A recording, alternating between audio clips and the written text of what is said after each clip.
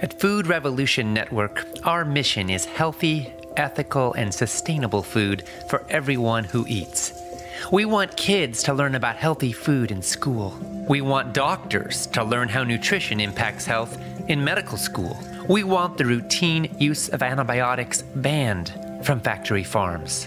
We want a world where everyone, regardless of their ethnic or economic background, has knowledge of and access to healthy food for their family.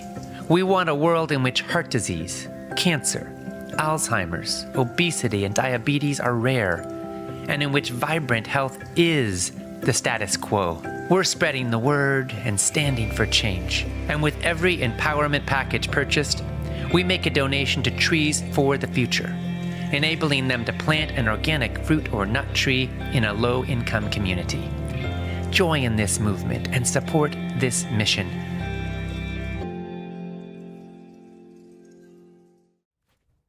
I'm Ocean Robbins, and I'm so excited to welcome you to Day 7 in the Food Revolution Summit docu-series. We will be beginning our broadcast of today's episode in about 15 minutes. Today, our focus is the science of nutrition, exploring comprehensive studies, hot controversies, and the critical nutrients that you need. As we go through the day, please continue to post and engage in the comments section on the broadcast page. Share what you're learning, what this means in your life, your top takeaways, your aha moments, your breakthroughs, your stories, what's landing, what your questions are, and continue to engage with other folks so you can respond and support each other in helping to build this Food Revolution community together. Jody said, I watch the Food Revolution Summit every year. I've even bought the empowerment package in the past. I just finished watching the interview with Susan Peirce Thompson. That alone is worth the cost of the empowerment package. She had me in tears as I felt she was speaking to me, and I took so many notes. Thank you, Food Revolution Network, for all you do. Jody, thank you so much. I'm so glad you were able to watch Susan's interview. And for those who haven't caught on to this yet, every day of the summit, in addition to our episode broadcast, we also have 3 more extended interviews of the day featuring some of the experts that we interviewed for the episodes. And these are incredible deep dives into critical topics. Yesterday, Dr. Susan Peirce Thompson's interview was one of the 3 that were available on replay. Today we'll have 3 more. And of course, with the empowerment package, you get lifetime access to all of the episodes and transcripts and all of those extended interviews. Yesterday generated so many wonderful responses from folks learning about diabesity and food freedom and how we can truly become the authors of our food lives instead of being tormented by addiction and being attached to foods that do not love us back. So there were a lot of powerful pathways shared, and Dr. Susan Peirce Thompson's work is such a light of hope for so many people in this regard. Laura said, thank you so much. I love the format that you've created here. I can't tell you how many summits I've signed up for, but the amount of info was so overwhelming and the number of daily interviews daunting. I never could listen to even half of them. I've looked forward to the summit each day because it's one segment loaded with great information and not overwhelming, but super encouraging. Thank you again. Thank you, Laura. I'm so glad that you're appreciating the episodes. You know, we've held a lot of summits over the years, and the docu-series format is something we premiered last year. This is our 2nd year doing it, and it's a way of really synthesizing all of this information into clear, concise, hopefully very digestible, bite-sized chunks that you can really absorb so you can dive deep into the topic and also get the critical information that you need. And then, of course, we have the extended interviews for folks who want to go even further with specific areas. Terry said, as with the previous parts of the summit, including 2 I had to play the replay, I am enjoying it so much. I feel like there's so much to learn, but realizing there's hope for good health long term. Most of our family thinks it's odd I've been on this lifestyle since 2001. My physical test reports have proved it's good for me. Plus, I'll be 65 in a couple of months. It is such a blessing not being on medicines. And my husband is finally fully on board, and instead of becoming poorer in health, we are getting healthier as we age. What a joy.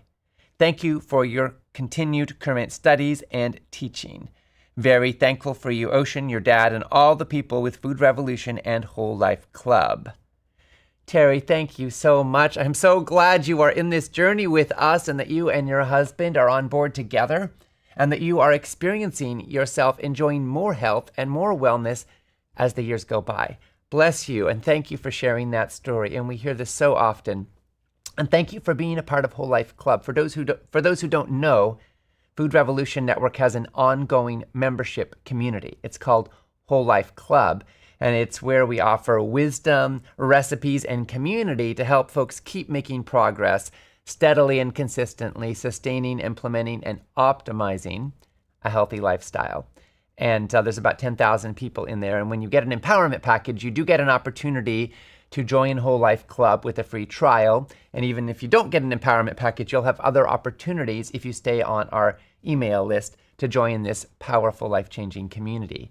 And we also heard from Sharon, who said, as a nursing instructor, it is so incredibly important to bring your message to my students to help them begin to care for so many of the patients they will meet. Yes, Sharon, thank you so much for being a nursing instructor and for bringing this message to your students. I'm so grateful for nurses. Nurses are the most trusted profession in the United States for good reason.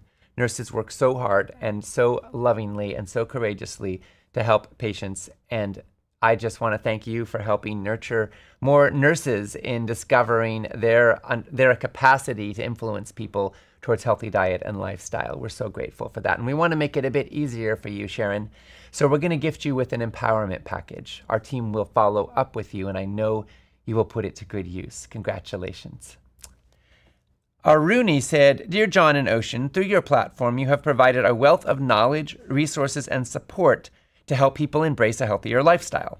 From inspiring interviews to practical tips and delicious recipes, Food Revolution Network equips individuals with the tools they need to make positive changes in their lives. Moreover, your emphasis on food justice and sustainability is commendable. By advocating for a food system that's not only healthy but also equitable and environmentally responsible, you're paving the way for a brighter, more sustainable future for generations to come. I'm continually inspired by your passion, dedication, and unwavering commitment to creating a healthier world. Thank you, John and Ocean, for your tireless efforts and the profound impact you're making on the lives of so many. Aruni, thank you for naming that. I feel moved by your recognition of this and the fact that it matters to you as well. You know, at Food Revolution Network, our mission is healthy, ethical, sustainable food for all. And that means everybody, right? We want to help create a better world for everybody. And in a world where so often, there's haves and have-nots, there's divides of race and class and gender and power and religion and nationality, and so many people are separated around about politics and ideology and so many other things.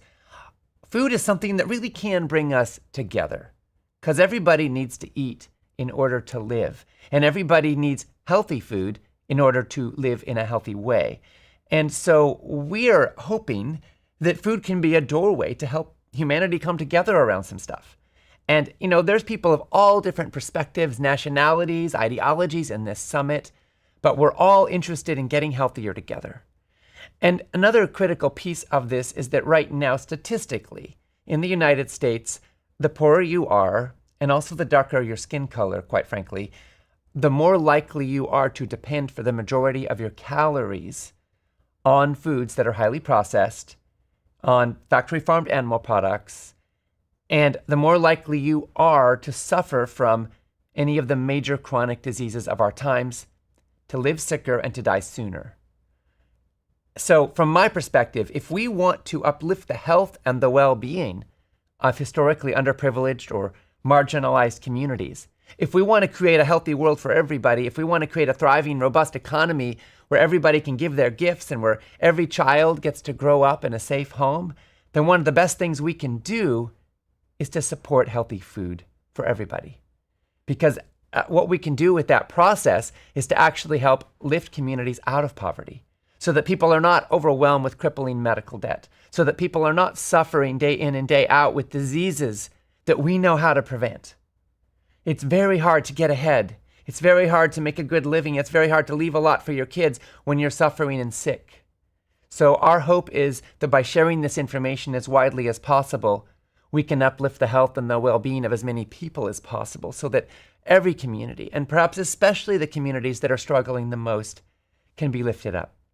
And I think that all of us have an opportunity with our food choices to claim our power, to kind of cast a vote, if you will, not just for the health and the bodies we want, but also for the world we want. Because when we invest in healthy food, we are contributing to a healthier food economy.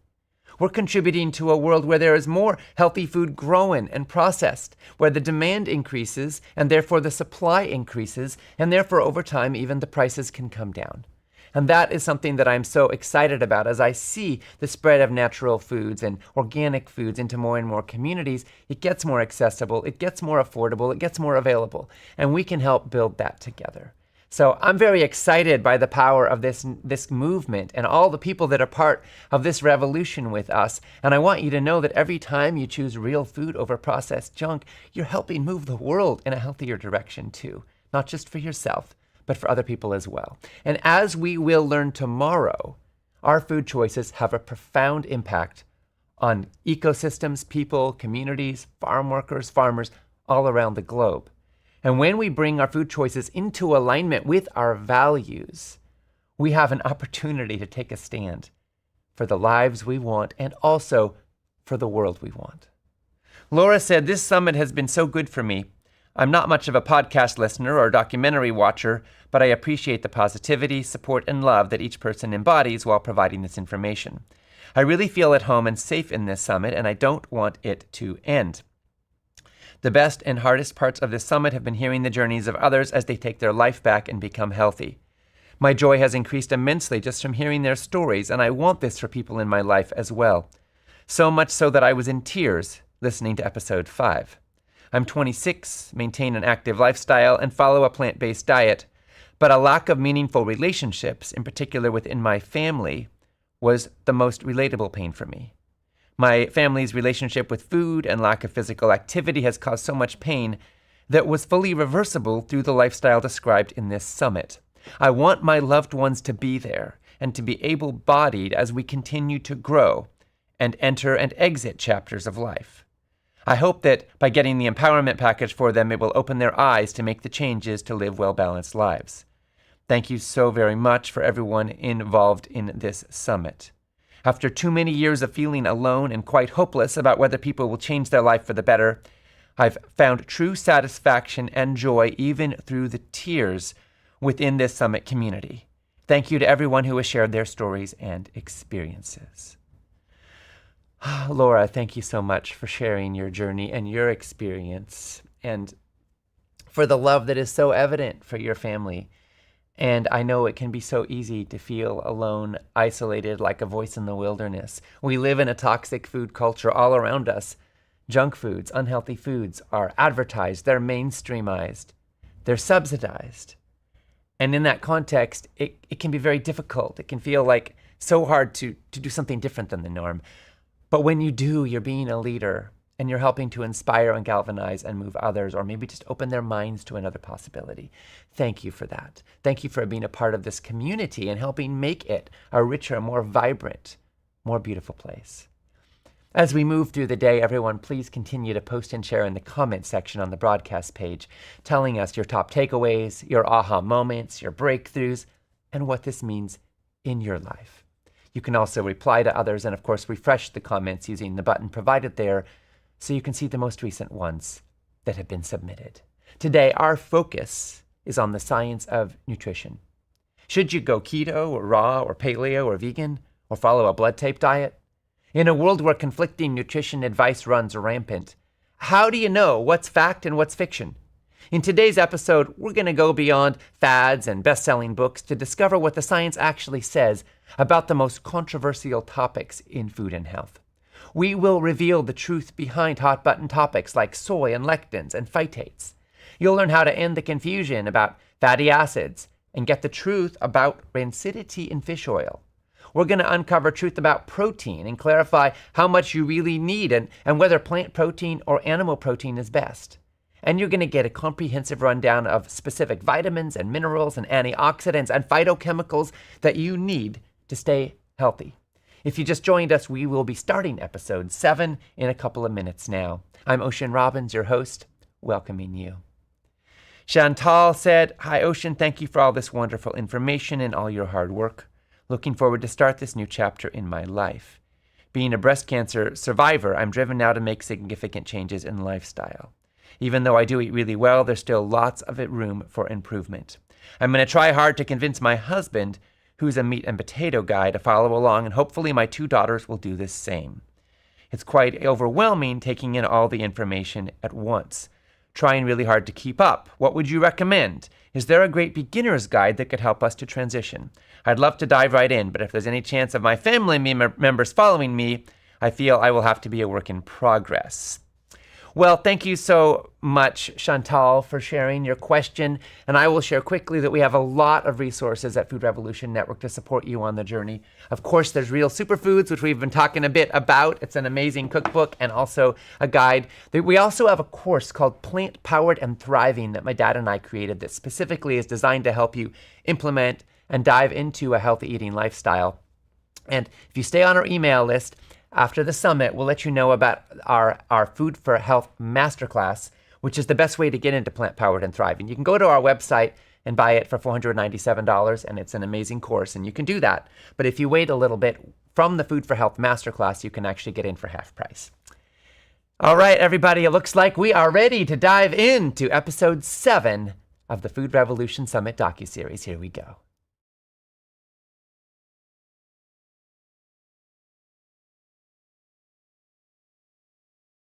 It's time for a food revolution. The food revolution is impactful. The food revolution is transformative. Compassion. It's time for a food revolution. The food revolution is life. The future of medicine. Long overdue. It's time. It's time. It is time for a food revolution. The food revolution is our future. It's power to change the world.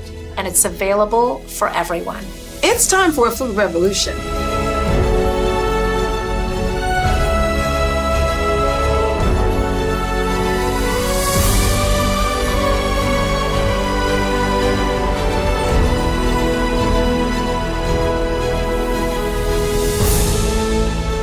It's time for a food revolution. Join the food revolution. Join the food revolution. Now is the time.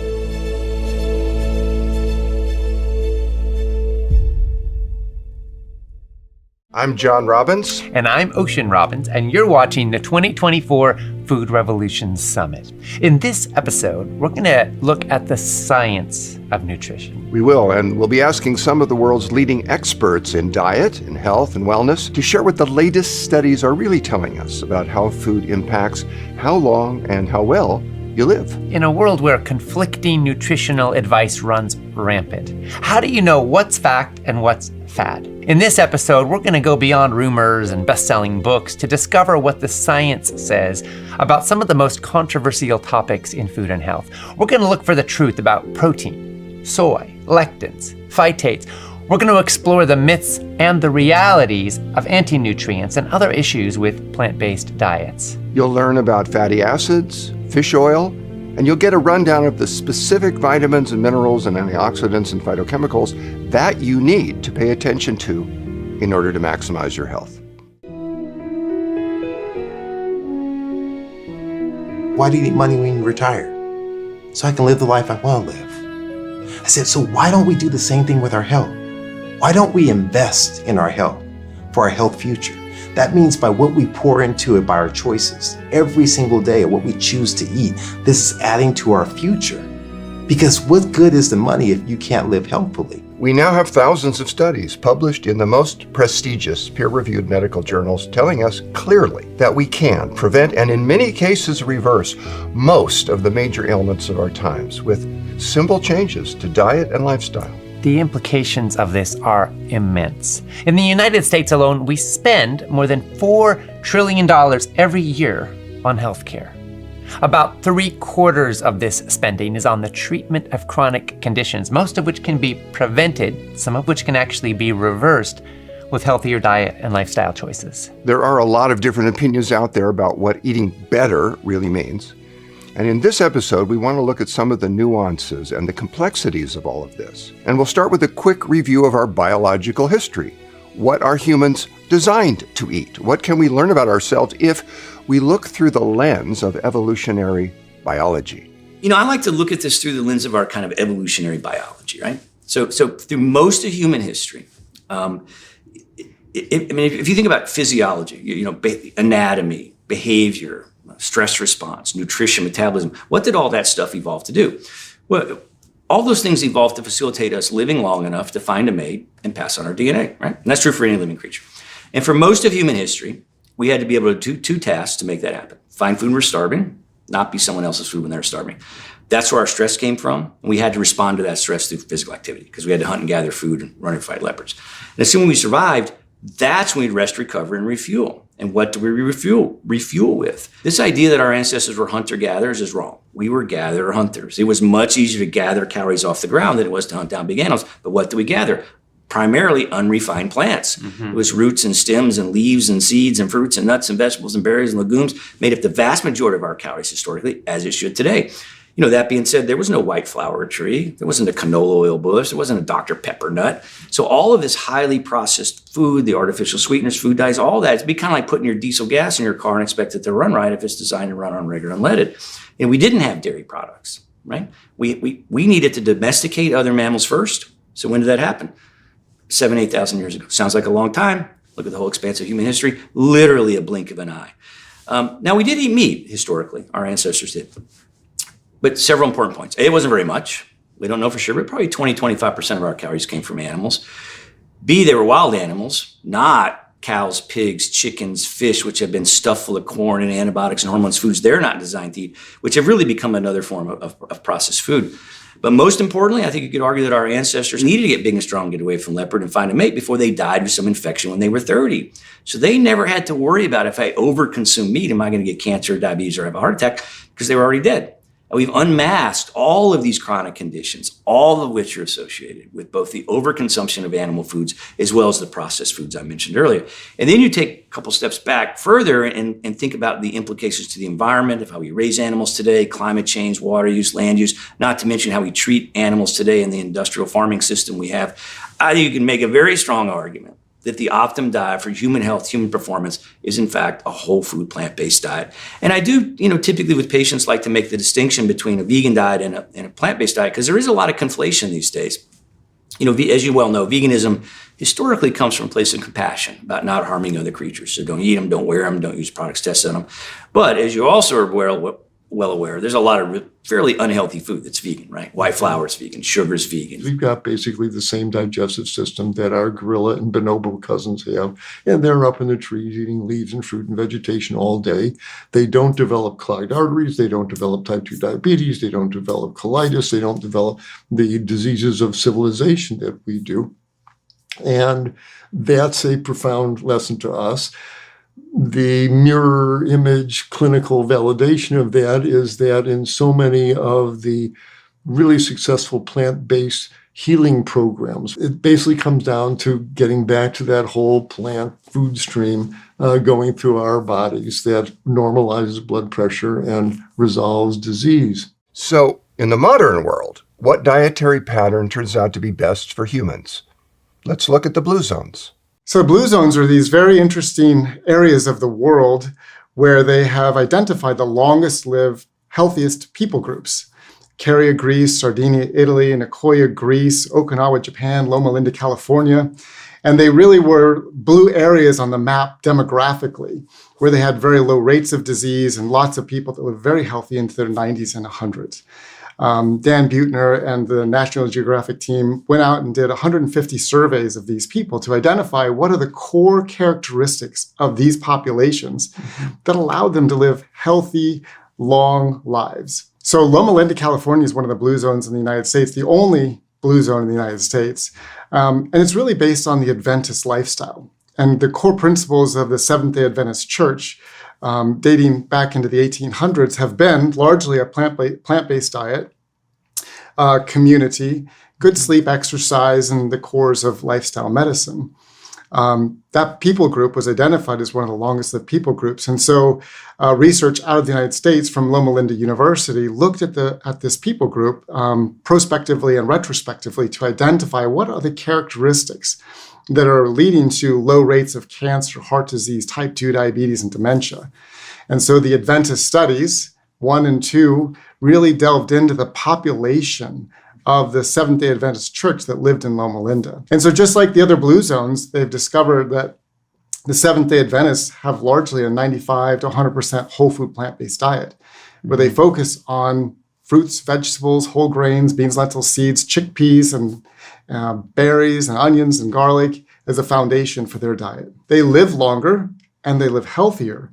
And so it's not uncommon for people in the blue zones to live well into their 90s with a very high quality of life, not requiring medications or medical management, but able to go and do and be and live vitally, engaged in purpose and meaningful activities. People living in Loma Linda, California, which is the only blue zone in the United States, outlive other Americans by about 10 years. So clearly they're on to something that the rest of us can learn from. But how much of their longevity is because of their diet as compared to other aspects of their exceptionally healthy lifestyle?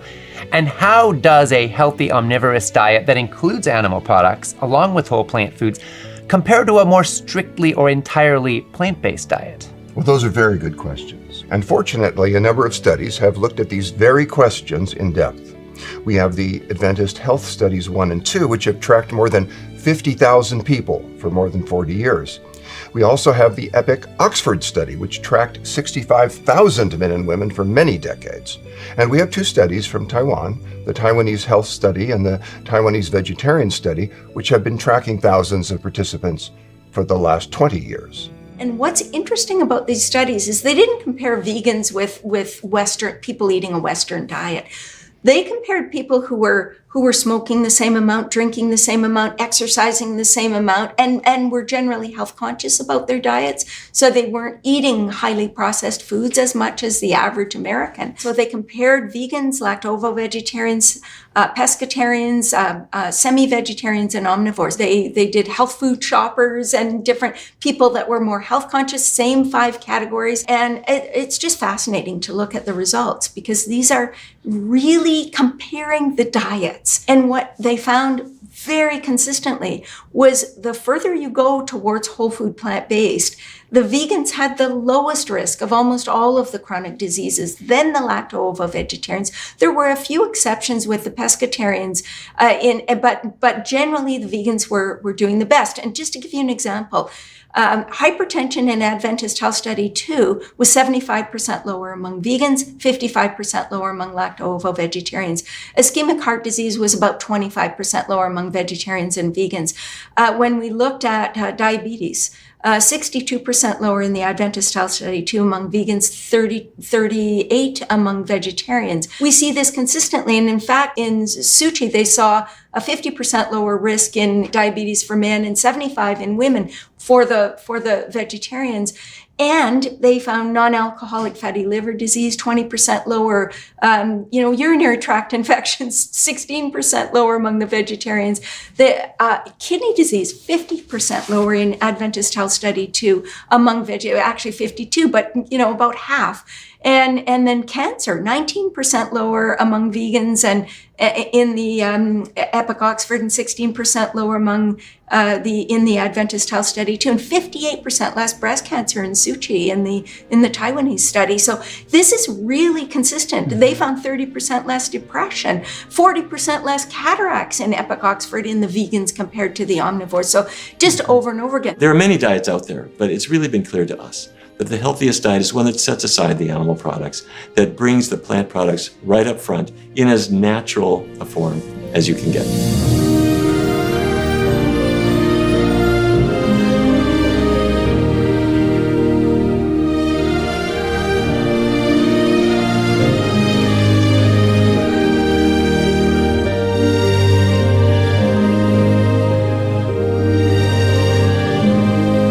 It seems like every day we're learning more about how powerful diet and lifestyle are to improve the quality and the quantity of our lives. And study after study tells us that the optimal diet for most humans is based on real, whole, natural foods, with lots of fruits and vegetables and legumes and nuts and seeds and whole grains, and little or no sugar, processed foods, or animal products. But there's another dietary pattern that's been heavily promoted in the last decade that seems to point in a very different direction, and that is the ketogenic diet. This is a dietary pattern that's extremely high in fat and very, very low in carbohydrates. Some people are using it to lose weight and in the effort to reduce symptoms of type 2 diabetes. Some also say it could help prevent Alzheimer's or even cancer. Ketogenic diets do often bring down blood sugar levels and sometimes, at least in the short run, lead to significant weight loss. So, is this a good approach? Ketogenic diets were developed many years ago to treat refractive epilepsy, or epilepsy that doesn't respond to medication. And it's actually quite effective at doing that.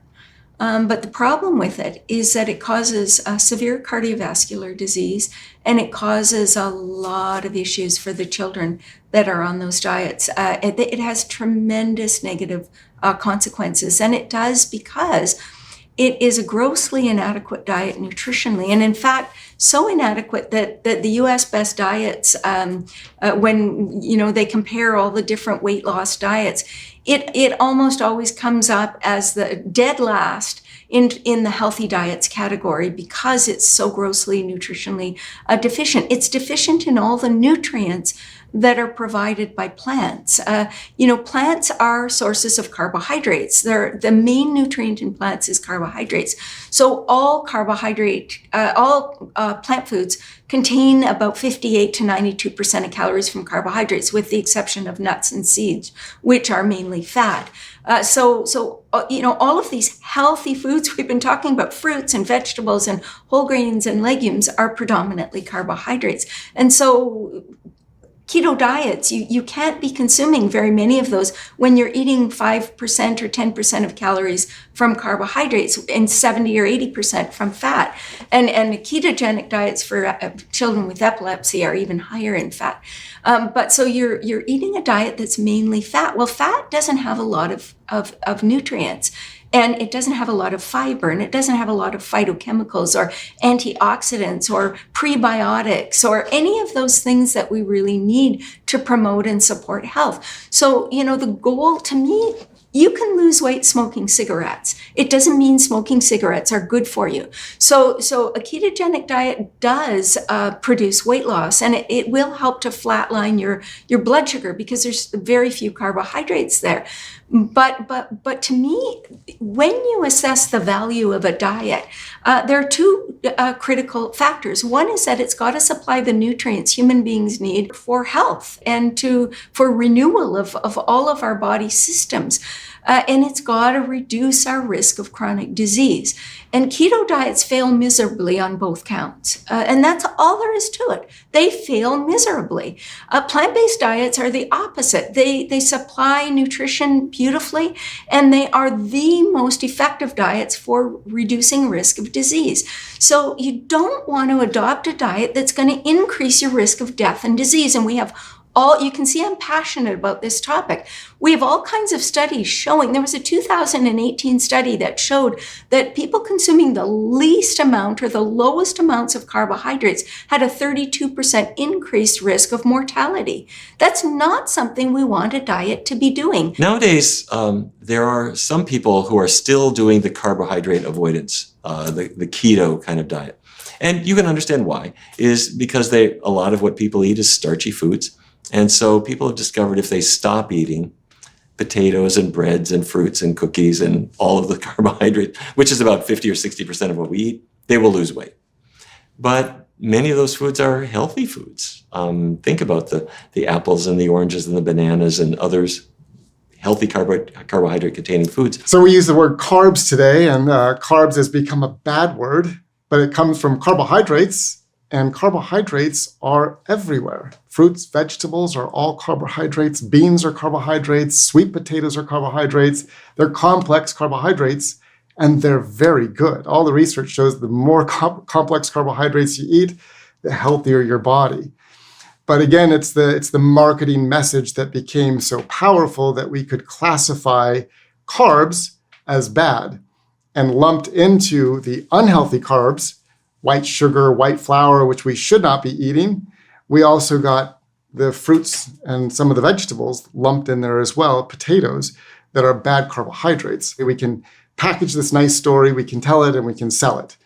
But in reality, the holistic picture is there's good carbohydrates and there's bad carbohydrates. When it comes to nutrition, there are good sources of carbohydrates and there are bad ones. The highest quality carbs include dark green leafy vegetables and almost every other kind of vegetable. Lentils and other legumes are fabulous. And berries, blueberries, strawberries, blackberries, raspberries, they are all excellent sources of a wide range of phytochemicals that are highly health supporting.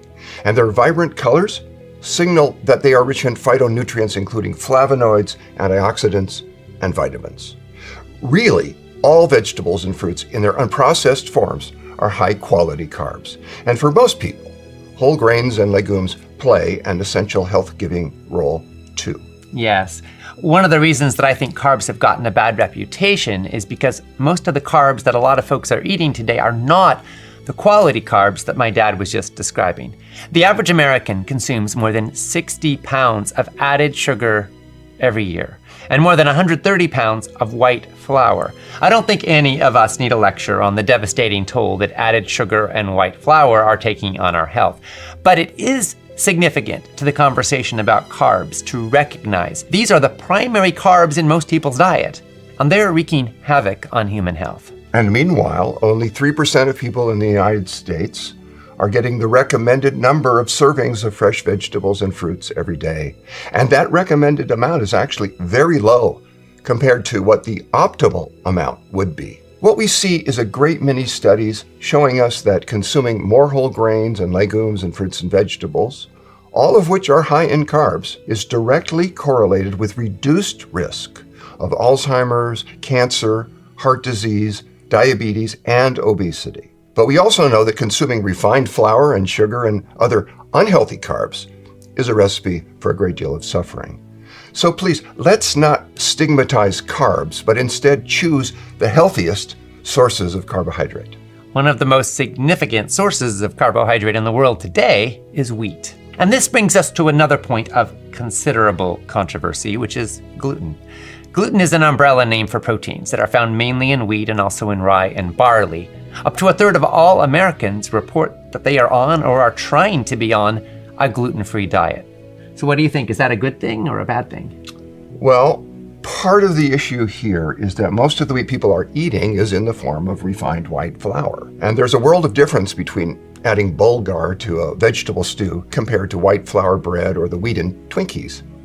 And this has really nothing to do with gluten, but it does explain why some people go off gluten and in the process move away from refined and white breads and pastas and cakes and start to feel much better. But what about gluten itself? Some people report they've experienced a reduction or even a reversal of gastrointestinal problems or autoimmune conditions when they go on a gluten-free diet. In fact, about a third of all Americans, as I mentioned, are trying to steer clear of gluten. So is this a smart move? Well, let's break it down. About 1% of people have celiac disease, and they should never eat any gluten, period. The only way to keep celiac in check is to completely cut out all gluten for life. But it's not just folks with full-blown celiac who might need to watch their gluten intake. Some people report issues like joint pain or skin problems, headaches, even digestive upset when they eat foods containing gluten. Now, this is often called gluten intolerance or gluten sensitivity. And while we do not have exact numbers, we do have experts at the Center for Celiac Research saying that maybe around 6% of Americans might be gluten sensitive. So if you're experiencing symptoms that might be due to gluten intolerance, then going gluten-free for 3 or 6 months and seeing how it affects your symptoms might be a worthwhile experiment. There are definitely some people who are allergic to gluten or sensitive to it, and they find that their health improves when they take it out of their diet. But that doesn't mean going gluten-free is right for everyone. A study published in the journal Digestion found that 86% of the people who believed they were gluten sensitive were in fact mistaken. The study's authors concluded that perceived gluten-related symptoms are rarely indicative of the presence of non-celiac gluten sensitivity. So a whole lot of folks might be avoiding gluten for no good reason. And there are some shadow sides to the gluten-free trend. For one thing, if you aren't sensitive or allergic to gluten, then going gluten-free could mean missing out on valuable nutrition. In fact, one study found that high gluten bread lowered triglyceride levels more effectively than regular bread. If you're not allergic to it or sensitive to it, gluten could actually be beneficial to your overall dietary pattern. It could. And what's more, a lot of gluten-free products on the market today are packed with refined flours and chemicals. For someone who isn't gluten intolerant, replacing organic sprouted whole grain bread with bread that's made from tapioca and potato starch might actually be a step in the wrong direction. So I think the bottom line is that for some people, going gluten-free could be worth trying out, especially if they have an autoimmune condition. But it's not a one-size-fits-all solution, and it's important to consider your own body's needs and your own life experience so that you can make informed choices about your diet. And there's another food that is a major source of nutrition for a whole lot of people that's become pretty controversial, and that is soy. Some people say it's a superfood that's loaded with protein and isoflavones and other beneficial nutrients, but other people say that it promotes cancer and man boobs and dementia. What's the truth about soy? Is it a healthy food for most of us? Is soy a healthy food for us? In a word, yes, absolutely. In fact, we share a bit of history. I remember when your father's book, Diet for a New America, came out in the mid-1980s, and it made a big splash in the media, and we saw red meat sales start taking a dip in the late 1980s, early 1990s. And it wasn't long after that this anti-soy tsunami got unleashed on the public.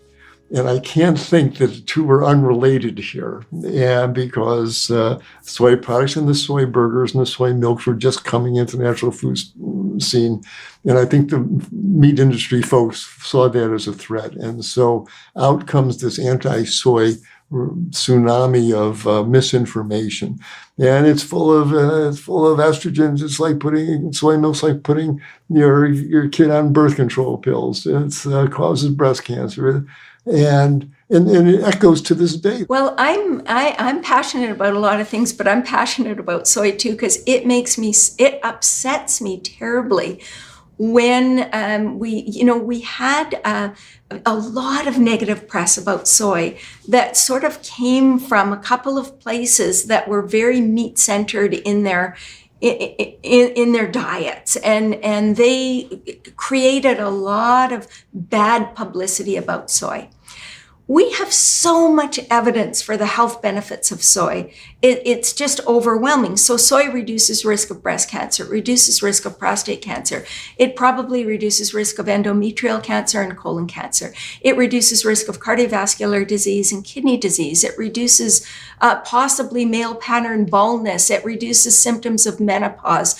There are just so many advantages. It really is a very healthy. Soybeans are a healthy food. They've been a traditional part of the Asian diet for millennia, for thousands of years.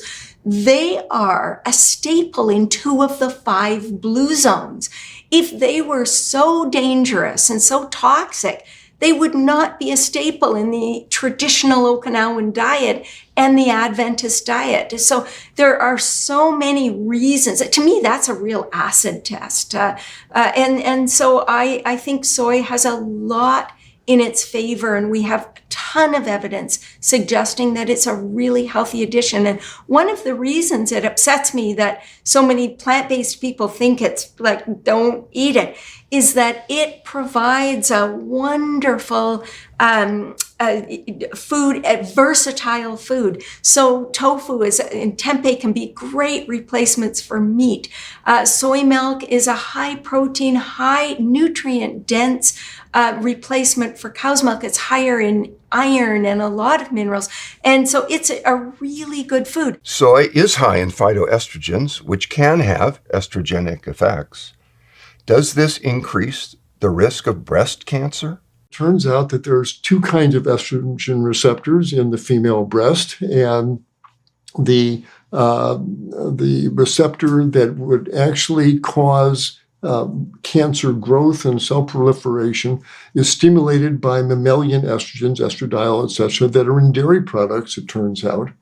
But it turns out the soy molecules that are similar to estrogen, the phytoestrogens, they stimulate a different receptor that does not activate the cellular growth that puts a woman at risk for malignant change there. So yes, the soy is a safe product, and it's been unfortunately vilified, and we need to keep educating the public that it's a valuable component of a healthy diet. One of the downsides would be that a lot of soy is grown with, sprayed with glyphosates, and so the non-organic products. But most of, to be quite fair, most of the non-organic soy gets fed to animals. Mm-hmm. And so people that are consuming animals are directly consuming the inorganic soy, indirectly consuming it. A lot of the plant products that we consume are organic soy, or, a lot of the non-organic, say non-GMO, right, on the label. So we have a lot of options for our choices, and I would suggest choosing organic when you can. Generally, when you're eating soy, you want to be choosing more of those first generation soy foods like the edamame and soybeans and tofu and tempeh and so forth. I think they're wonderful foods. I include them in, and I didn't even mention this. There was a recent study, 2022, that showed that they improve cognitive function. Soy foods improve cognitive function. And there are some studies suggesting they improve skin health as well. So I think it's good. For most of us, soy is a healthy food that links to positive health outcomes. But soybean oil is another matter. High consumption of soybean oil has been linked to obesity and type 2 diabetes, to Alzheimer's disease, anxiety, and depression. And a study published in the Journal of Endocrinology found that mice who were fed a diet that was high in soybean oil showed decreased levels of oxytocin, which is a hormone that plays a role in social bonding and reproduction. The study also found that soybean oil affected about 100 other genes related to brain function and energy metabolism, and not in good ways.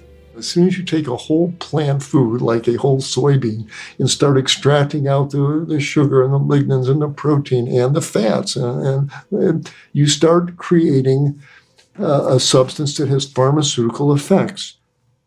In other words, if you eat a whole soybean, if you eat some edamame, boiled soybeans, there are little micro droplets of soybean oil in every one of those beans, but it's tightly bound to the soybean protein and fiber. It's absorbed slowly into the bloodstream. There isn't much of a peak, and one pass through the liver, it's pretty much taken out of the circulation. But a tablespoon of soybean oil, boy, that leaps into the bloodstream. Nothing slows down the absorption, and it starts having pharmaceutical effects. It seeps into the walls of the arteries and may inhibit the ability of the arteries to expand healthfully, to keep blood pressure low. It works its way into the liver cells, may inhibit insulin production, insulin function, may inhibit blood coagulation. It's an abnormal food. It has pharmaceutical effects. So could it affect hormone levels? Again, the fats in oils are taken into the adrenal glands where cortisol hormones are made, into the gonads where sex hormones are made. Could it upset the balance? Sure, it could. So anytime you fractionate whole foods into their component parts, you've created a drug essentially, and I'm never surprised when the big oops shows up. Oh, we didn't expect that. Ooh, who thought about that? Well, we should think about any time you're fractionating foods that you're going to create a food with unexpected side effects. Okay, so soy is widely eaten in 2 of the blue zones where people live the longest and healthiest lives. Studies have found it to be protective against heart disease, type 2 diabetes, and many forms of cancer. There are concerns with processed forms of soy, and especially soybean oil, but on the whole forms of soy, including tempeh and edamame, and also soy milk and tofu, appear to have tremendous health benefits for most people. And it's important to get soy products that are organic or non-GMO if you can, because otherwise they almost certainly will have been sprayed with toxic levels of poisonous pesticides like glyphosate. Yes. One of the things a lot of people love about soy is that it's high in protein. And this brings us to one of the biggest questions that pretty much everybody who considers adopting a plant-based diet will face, which is, what about protein? Our society has become protein obsessed. Everywhere you look, it's all about protein. Protein bars, protein powders, protein substitutes. It's because we've been taught that protein is important. In fact, the name means of prime importance. And it is important. We need those amino acids for rebuilding our body, for maintaining our musculoskeletal system. Yeah, so protein, for years, if you look historically, animal products have a health halo where protein is concerned because nutritional deficiencies used to be the biggest. The nutrition policy was based on the concern about nutritional deficiencies, and animal products were seen as something that could help prevent that problem. And so they acquired a bit of a health halo, if you will. And so we overvalued the protein quality of animal products and undervalued the protein quality of plant foods for human beings. And in my opinion, we missed a huge part of the protein quality conversation, which to me is very much about how a protein source impacts your risk of disease. Where protein quality is concerned, a couple of the things that I think are really important to understand is, we always say, or people often say, plant protein lacks certain amino acids, and that's not true. Every single plant protein has every single essential amino acid. And that's something people need to recognize. So it makes no sense to think we can't get our essential amino acids from plants. It's actually where they come from. And so when you eat a mix of plants, you eat a variety of plants, and you eat enough calories, generally you get enough protein, you get enough essential amino acids, and it's not a problem for most people. But what's interesting about a plant-based diet, it's about 10 to 15% protein, no matter what you eat. And it can be much higher. In fact, there was a study recently that showed that the average person on a plant-based diet gets 50 to 70% more protein than they may actually need on a daily basis. So looking at all of those numbers, we can see that the person that's getting sufficient calories every single day from plants is getting sufficient protein to meet all of their needs. And athletes, if they simply eat more calories to offset their calorie burn, they automatically increase their protein exposure. And they can increase some of the more protein-rich foods like beans, lentils, soybeans, and get 18 grams in a cup of beans. And so there's really misinformation around this area. But the benefit is that, the confidence we can have from the research that you will get all the protein, all the essential amino acids that you need from a whole food plant-based diet. Plant-based eaters probably 50% more than what we need. So it really isn't as big of an issue as a lot of people think it is.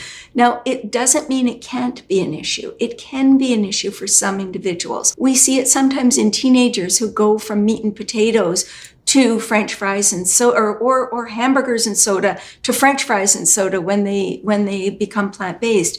So they may not get enough protein if they're eating junk food diets. People with eating disorders may not get enough, or illnesses may not get enough because they're not eating enough food. There is a movement amongst some scientists, some medical doctors, that are upping the concept that the only complete proteins are animal proteins, that the only way to maintain muscle mass, which is important, particularly as we age, is animal protein. Specifically, to quote an extremely well-known health MD online, if you're going to build muscle, you've got to eat muscle, and that's a reference specifically to the flesh of animals. And there's a book just out that's all about this muscle-centric, animal-based diet. And unfortunately, it's an unhealthy source of information, and I think it's incorrect because there have been, very importantly, even in the last 2 years, 5 or 6 studies that look at this setup. We've got 30 people that don't do weight training. We're going to take half of them and we're going to up their protein content with animal foods. We're going to take half of them and up their protein content with plant foods like faba beans or soybeans or other plant-based sources. We're going to train them for 12 weeks and we're going to measure what happens. All the studies show absolutely no difference in muscle gain. You got to do the work. You got to have, a gym or a barbell or do your push-ups or your planks. But where you source your protein is not essential for the gains. There's also been similar studies in the elderly. Elderly people that want to maintain their muscle mass, which again is an important concept, can do it perfectly adequately with a well-balanced plant-based approach. It's myth that it has to come from animal foods. Of course, serious athletes may need more protein than the general population, and older folks need more protein too. But the idea that you need animal protein to build muscle strikes me as absurd. I'm 76 and I've eaten a whole foods plant-strong diet for 56 years, and I have no trouble at all building muscle. If you're looking to build muscle, there is an amino acid derivative that you might want to know about. It's called creatine. Creatine is naturally produced in the human body from the amino acids glycine and arginine. And there is a growing body of evidence that taking creatine monohydrate in supplemental form is helpful for muscle growth and also for cognitive function. Once you reach the age of 60, your protein needs do increase by about 10 or 20%. But once you reach that age, it becomes even more important to get your protein from plant sources like beans and split peas and other legumes rather than from animal sources. As we've been discussing in this series, many studies have shown that avoiding meat reduces your risk not only of heart disease, but also of Alzheimer's and other forms of dementia. And athletic performance might also be enhanced by greens, especially beet greens. I would say that all of the greens, beet greens, all of those are pretty magical. In fact, I would argue that if you watch the Olympics, a lot of the athletes now are not doping with traditional doping drugs. They're doping with beet greens and beet juice and other things like that. It turns out that when you have more nitrates in your body tends to be able to deal with stressors, oxidative stress, other types of stresses better, and it actually can improve athletic performance. So beet greens and supplemental creatine might be helpful to building muscle and to athletic performance. But what about branched chain amino acids? Lots of athletes are buying branched chain amino acid powders or supplements, particularly leucine, methionine. And the aging data, and particularly what's often called the anti-aging data, is very strong that high intake of methionine and leucine amino acids may actually trigger aging pathways. And aging is associated with diseases like cancer. So I shy away and don't advise my patients to supplement with branched chain amino acids.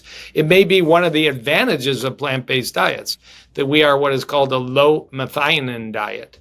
And there's plenty of research articles people can look up about the advantages of low methionine diet. By shifting your diet towards a more plant-based direction, you're naturally restricting methionine, which is really kind of the most toxic amino acid when it comes to impairing one's longevity. So you need enough protein, and most of us are getting plenty. Athletes and bodybuilders need the most, but they're also likely to eat the most calories overall. Elderly people need a bit more, and you can get into deficiency if you eat a junk food vegan diet because there's no protein in bottled oils or cornstarch or added sugars, and there's very little in white flour. But if you eat a whole foods plant-powered diet and you eat enough calories overall, you'll almost certainly get the protein that you need while limiting your exposure to the branched chain amino acids that can fuel cancer and premature aging. Yes, and that's an important point because there's actually a danger to getting too much protein, especially if it's coming from animal products. And why is that? Well, when you consume more protein than your body needs, it isn't stored as protein. Instead, it's converted to fat or it's eliminated through your kidneys, and that can contribute to osteoporosis and to kidney stones. And that's not the only problem that too much protein can cause. We've been so programmed to think that when it comes to protein, well, the more the better. That this may seem surprising, but the International Scholarly Research Network published a meta-analysis of 31 studies on protein intake and disease. And they concluded that overconsumption of protein was associated with higher rates of cancer, osteoporosis, renal disease, disorders of liver function, and coronary artery disease. Some of the most significant research on high-protein diets has been conducted by Dr. Walter Longo from the Longevity Institute at the University of Southern California. In 2014, his team published a study. They tracked more than 6,000 people over the age of 50 for nearly 20 years. The study found that between the ages of 50 and 65, participants who consume more than 20% of calories from protein were 4 times more likely to die of cancer than those who consume less than 10% of their calories from protein. The increase in cancer risk associated with getting more than 20% of their calories from protein during these years was on par with smoking 20 cigarettes per day. And in this study, people over the age of 65 who consumed more than 20% of their calories as protein did not have the same increased risk of cancer. Why do you think that would be? The researchers think that it has to do with the growth hormone IGF-1. People who consume excess protein tend to have higher levels of IGF-1, and higher levels have been linked to cancer. But levels of IGF-1 tend to drop off dramatically after age 65. And this is one reason that elders need to be sure to get enough exercise to avoid potential frailty and muscle loss. But it's also why people over the age of 65 can benefit from consuming more protein, and it won't increase their risk of cancer. So to summarize here, people over 65 need more protein and can consume more protein without increased cancer risk. But people on high protein diets often consume a lot more than 20% of their calories as protein. And these kinds of high protein diets over time can become seriously unhealthy for almost anyone of any age. In fact, Dr. Longo's study found that at all ages, participants who ate a high protein diet had a 5-time greater risk of mortality from type 2 diabetes and were 74% more likely to die of any cause within the 20-year study period than their lower protein counterparts. But, and this is significant too, according to the study's findings, the negative health associations of eating too much protein were reduced or eliminated if the protein came from plants. Yes. Dr. Longo summarized his findings by concluding that the study provides, and I'm quoting him here, convincing evidence that a high-protein diet, particularly if the proteins are derived from animals, is nearly as bad as smoking for your health. Since we've been so conditioned to think the more protein the better, that may sound like exaggeration or hyperbole, but it actually isn't. It's what the data are telling us about the potential effects of a diet that's very high specifically in protein from animal products.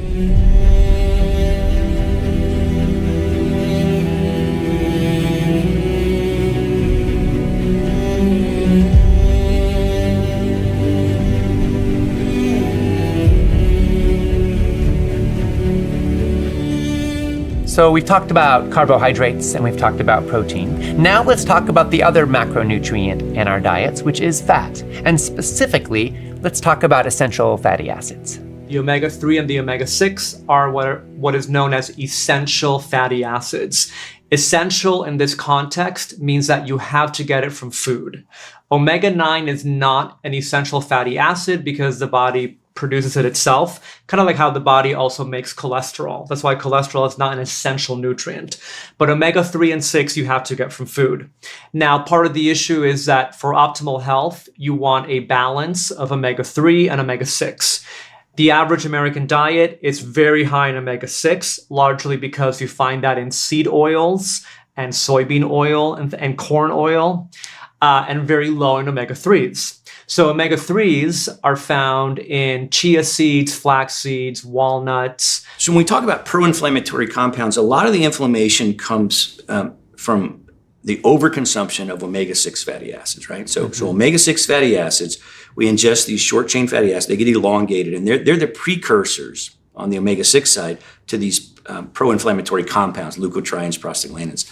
On the anti-inflammatory side, are omega-3s. So omega-3s create anti-inflammatory compounds. I feel it's critically important to make sure the omega-3 index is optimized because we know from numerous studies, and I should say this carefully, that every study that looks at brain size or cognitive impairment against the omega-3 index over time find that a low omega-3 index can increase the risk of cognitive impairment and brain shrinkage with aging.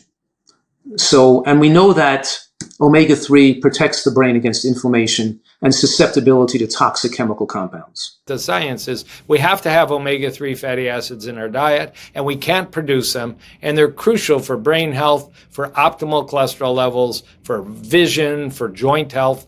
And I can tell you from drawing a blood test, which is available, called the Omega Index, from major labs that are out there. People can ask their doctor for it. It's an enormous deficiency, both in plant-based eaters and in omnivores, because they're eating their beef and their chicken and their pork, which have no omega-3. And if they're not focusing on salmon and sardines, they're going to be deficient. It's a widespread deficiency and often profound deficiency. And we do know that we can select foods that will bring our blood levels and our health and preserve our cardiovascular health. Now, if you do eat fish, you can also find it in fish. The only drawback with fish is that while some fish contain omega-3, you're also, number one, there's an environmental impact of overfishing. And also with some fish, you have the pollutants in them because as they eat other fish in the food chain, they end up getting all these PCBs or other components that are not the best. The problem with fish is, first, if we all ate the fish that the professional societies, many of them recommend, there wouldn't be a fish left in the ocean tomorrow. So there's not enough fish to go around the world. But fish are loaded with PCBs, dioxins, heavy metals, organophosphates, microplastics, nuclear fallout, even from the most remote waters we can go to. So what I usually tell people is, and plants are not immune from toxins either, but they're concentrated in as you go up the food chain. So there's that. And then, interestingly, there was a couple of studies in the last year. This one last year showed that fish consumption was associated with melanoma, skin cancer. Which is also really interesting. So I usually tell people to do their best to really limit fish if they have to use it. So what I often recommend to my patients is an easy way to get omega-3s. Make sure that you eat chia, hemp, and ground flax on a daily basis. Or also include walnuts in your diet as well. So omega-3 fatty acids are good in all kinds of ways. They bring down inflammation, they contribute to lower blood pressure and decreased risk of cardiovascular disease. They're neuroprotective, which means they make you less likely to get Alzheimer's, and they can even reduce your risk of cancer. But there's also an important distinction to be made here. There is a short-chain form of omega-3 fatty acids, which is ALA. And there are longer chain ones that are called EPA and DHA. Plant-based eaters often have higher levels of ALA in their diets, but we don't just need ALA. EPA and DHA are really critical too. Now, we can convert ALA into EPA and DHA, but people vary greatly in how efficiently they make that conversion. And in older people in particular, the conversion rate decreases. Now, this is one reason I take an algae-based supplement every day containing both EPA and DHA, and I also eat freshly ground chia and flax and hemp seeds every day. What people need to know is that the omega-3s in plants are in the form, they are the parent fatty acid, alpha-linolenic acid, and it's in chia seeds and flax seeds and hemp seeds and walnuts. Half of the fat in greens is omega-3, but greens are so low in fat that you would have to eat 20 or 30 cups of them to meet your recommended, intake.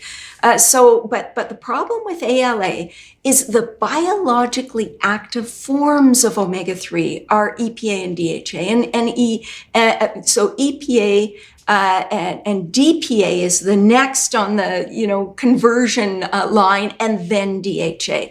And so those are the more biologically active omega-3s. And so if we're not eating any of those, and they're mostly in fish, we have to rely on our bodies to convert.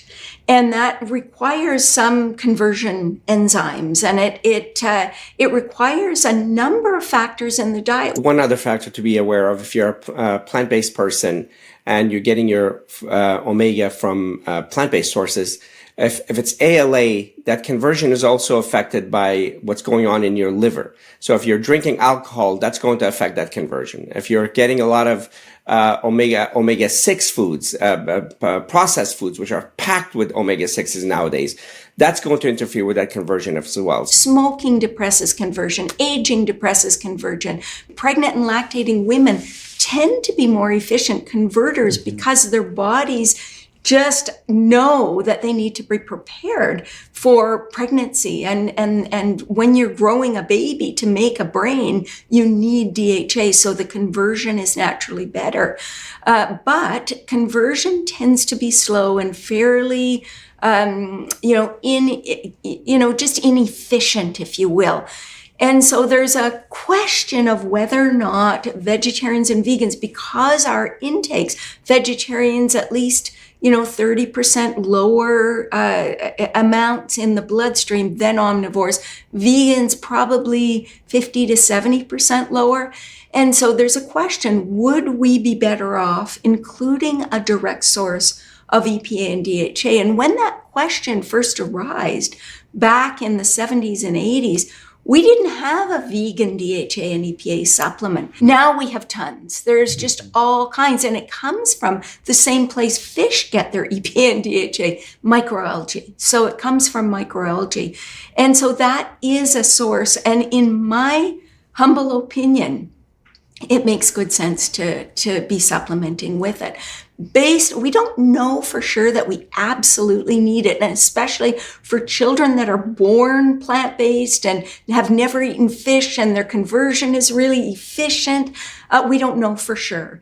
But just to be on the safe side, I would suggest including a supplement. Even for a child, maybe 100 milligrams a day or something like that. For a teenager, maybe 150 or 200. For an adult, I would be going for 200 to 300. And as we age, our need may increase. We may want to do 500 milligrams a day. So to me, that it's a very reasonable option. Some people are saying, danger for prostate cancer. I've never seen a study showing intakes at that level would increase risk of prostate cancer. The links, the association, I think, is more with oxidized, cooked, foods that are rich in these compounds and even in ALA that may increase risk. But I don't see it being an issue at that level. Thank you. EPA and DHA you're kind of using somewhat synonymously, and the body can convert in both directions. It can make EPA into DHA and vice versa, depending on what it needs, right? Yes. But do you think there's benefit? DHA is kind of the end of the line, so to speak. Maybe the hardest to get. So that's most of the supplements are actually DHA, the algae-based supplements that I've seen on the market. But do you think having some EPA is also beneficial? I think it is, especially for people that have depression and they may want to take straight EPA. Now, a lot of supplements are a combination of the two. Mm-hmm. There are just tons of vegan supplements or plant-based supplements that have both EPA and DHA. And I think it makes sense. EPA is actually used more for the production of eicosanoids and resolvins. Resolvins and protectants are also made from DHA, but the eicosanoids are made directly from EPA. So that's very important. And if you have difficulty converting, then it just makes sense to have both, because retroconversion often can be inefficient as well. And the other point to make is it's very interesting. There are a few foods that contain stearidonic acid. And the first fatty acid, essential fatty acid on the sort of the chain of elongation and desaturation is stearidonic acid. So it's alpha-linolenic acid, then stearidonic. But stearidonic we can get directly from some foods like hemp seeds. And when you consume stearidonic acid directly, the conversion tends to be more efficient than it is from alpha-linolenic acid. So hemp seeds, I think, are an incredible food for plant-based eaters because they contain a beautiful combination of essential fatty acids. They contain some stearidonic acid. They are very high in protein and trace minerals as well. And the quality of protein is excellent. You get from a quarter cup of hemp seeds about 13 grams of wonderful quality protein. So they are very good foods to include. Wonderful. And quite delicious too, actually. Oh, yes. And a really good addition to smoothies. So a lot of people add flax seeds and chia seeds to smoothies. But if you don't drink it right away, they get gluey and they're not that palatable to me when they're so gluey. Hemp seeds don't do that. Hemp seeds provide more protein, less gluiness. So they're a really good addition. A lot of people are taking EPA and DHA supplements these days, and there is compelling evidence that this can be helpful. But there is a problem that you need to watch out for. Last year, researchers at George Washington University published a study in the Journal of Dietary Supplements. They analyzed 72 different omega-3 supplements, and they found that 32% of the flavored supplements and 13% of the unflavored ones were in fact rancid. The rancidity rates were probably higher with the flavored ones because flavoring can mask the rancidity. Now, this is a problem because rancid omega-3s can actually be worse than useless and even cause a host of new health problems. So, if you're going to take DHA or EPA supplements, and there is good reason to do so, it's best to aim for unflavored forms and to be on the lookout for any kind of off taste, which might be an indication of rancidity. Also, keep them in the fridge and don't stock up on large quantities. You might want to aim to get them on a subscription, auto-shipped to your door, or from a store that keeps them refrigerated. Earlier, we heard about the results of the major long-term studies of people with generally healthy diets and lifestyles, some of whom were vegan, some of whom were vegetarian, and some of whom were omnivores. In all of these studies, vegans tended to live longer and to have lower rates of cardiovascular disease, of cancer, of cataracts, kidney disease, and type 2 diabetes. The vegetarians lived longer than the omnivores, and the vegans lived longer than the vegetarians. But there was one condition for which vegans didn't fare as well, and that was fractures. Yeah, this is true. In the EPIC Oxford study, vegans were more than twice as likely as omnivores to have hip fractures. And vegetarians were a bit more likely as well. In the Adventist Health Study 2, researchers found similar results, but with a twist. Yes. The researchers in the Adventist Health Study 2 came to another fascinating observation. It turns out that the increased risk was only among women. Men had no apparent difference in risk of hip fractures, regardless of whether they were omnivorous or vegetarian or vegan. And this is also fascinating. When the female vegans took calcium and vitamin D supplements, there was no increased risk of fractures. In these studies, the vegans were less likely to be on hormone replacement therapies, and these therapies might play a part in reducing risk. But for women who are vegan, it seems wise to take a vitamin D supplement and maybe also a calcium supplement. But the calcium supplementation can be a double-edged sword. It's true that it may be linked to decreased risk of osteoporosis. But if you get too much, it may also be linked to an increased risk of cardiovascular disease. So for most people, it's best to get your calcium from food, which may include calcium-fortified foods, such as non-dairy milks. This allows for more gradual calcium absorption and fewer spikes in blood calcium levels, which seem to be associated with increased cardiovascular disease. Now, if someone is unable to get enough calcium from food, then calcium supplementation might be helpful, but likely only the amount that is needed to meet the recommended daily allowance. For example, if a person gets 800 milligrams in their diet, and the recommended daily allowance for them is 1,200 milligrams per day, then they might take 200 milligram supplements twice a day with meals. Now let's look at what are some of the other key factors that support bone health. Number one, exercise. Because when you do weight-bearing exercise, you're telling your bones to stay strong. So that's hugely important. Very, very important. Number two, get enough calcium. If you consume a non-dairy beverage, pick one that's fortified with calcium. And if you have, say, 2 servings a day of a fortified beverage or fortified non-dairy yogurt or whatever, you're getting 600 milligrams right there. Try to meet the RDA. If you're aiming for 1,000 or 1,200, just factor that in as you're making your selections. Leafy greens are a wonderful source of calcium, but some leafy greens are so high in oxalates that you can't absorb, like spinach, beet greens, Swiss chard. You're getting about 5% of the calcium from those greens. So they can't be relied on as good sources. Whereas other greens like kale and broccoli and many of the Chinese greens, you're absorbing 40 to almost 70% of the calcium. And that's higher than cow's milk. You absorb about 32% from cow's milk. So those are wonderful sources. Tofu is an excellent source. So there are lots of good sources. Almonds and sesame seeds. I mean, we absorb a little less, probably in the range of 17 to 21% from those foods. From some legumes are a really decent source of calcium as well. It is true that dairy is a source of calcium. Now, with that being said, there's many plant-based sources as well. But what the dairy industry can do is consistently fund studies that focus more on, say, bone density in dairy products, because they know that that's always going to be kind of a slam dunk.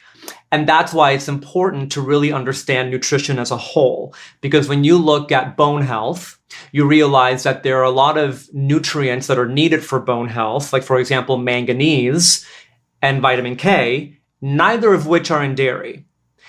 You will find that, though, in plant-based foods. So again, the dairy industry and a lot of the animal agriculture industry, they know exactly what they want people to focus on. And that's why so many people say, well, if I need calcium, I'm going to drink milk. And if you tell somebody that maybe you're vegan, the first thing you will hear is, how are you going to get your calcium? Because the dairy industry also has hundreds of millions of dollars to spend on public campaigns, like the infamous Got Milk campaign, the milk mustache.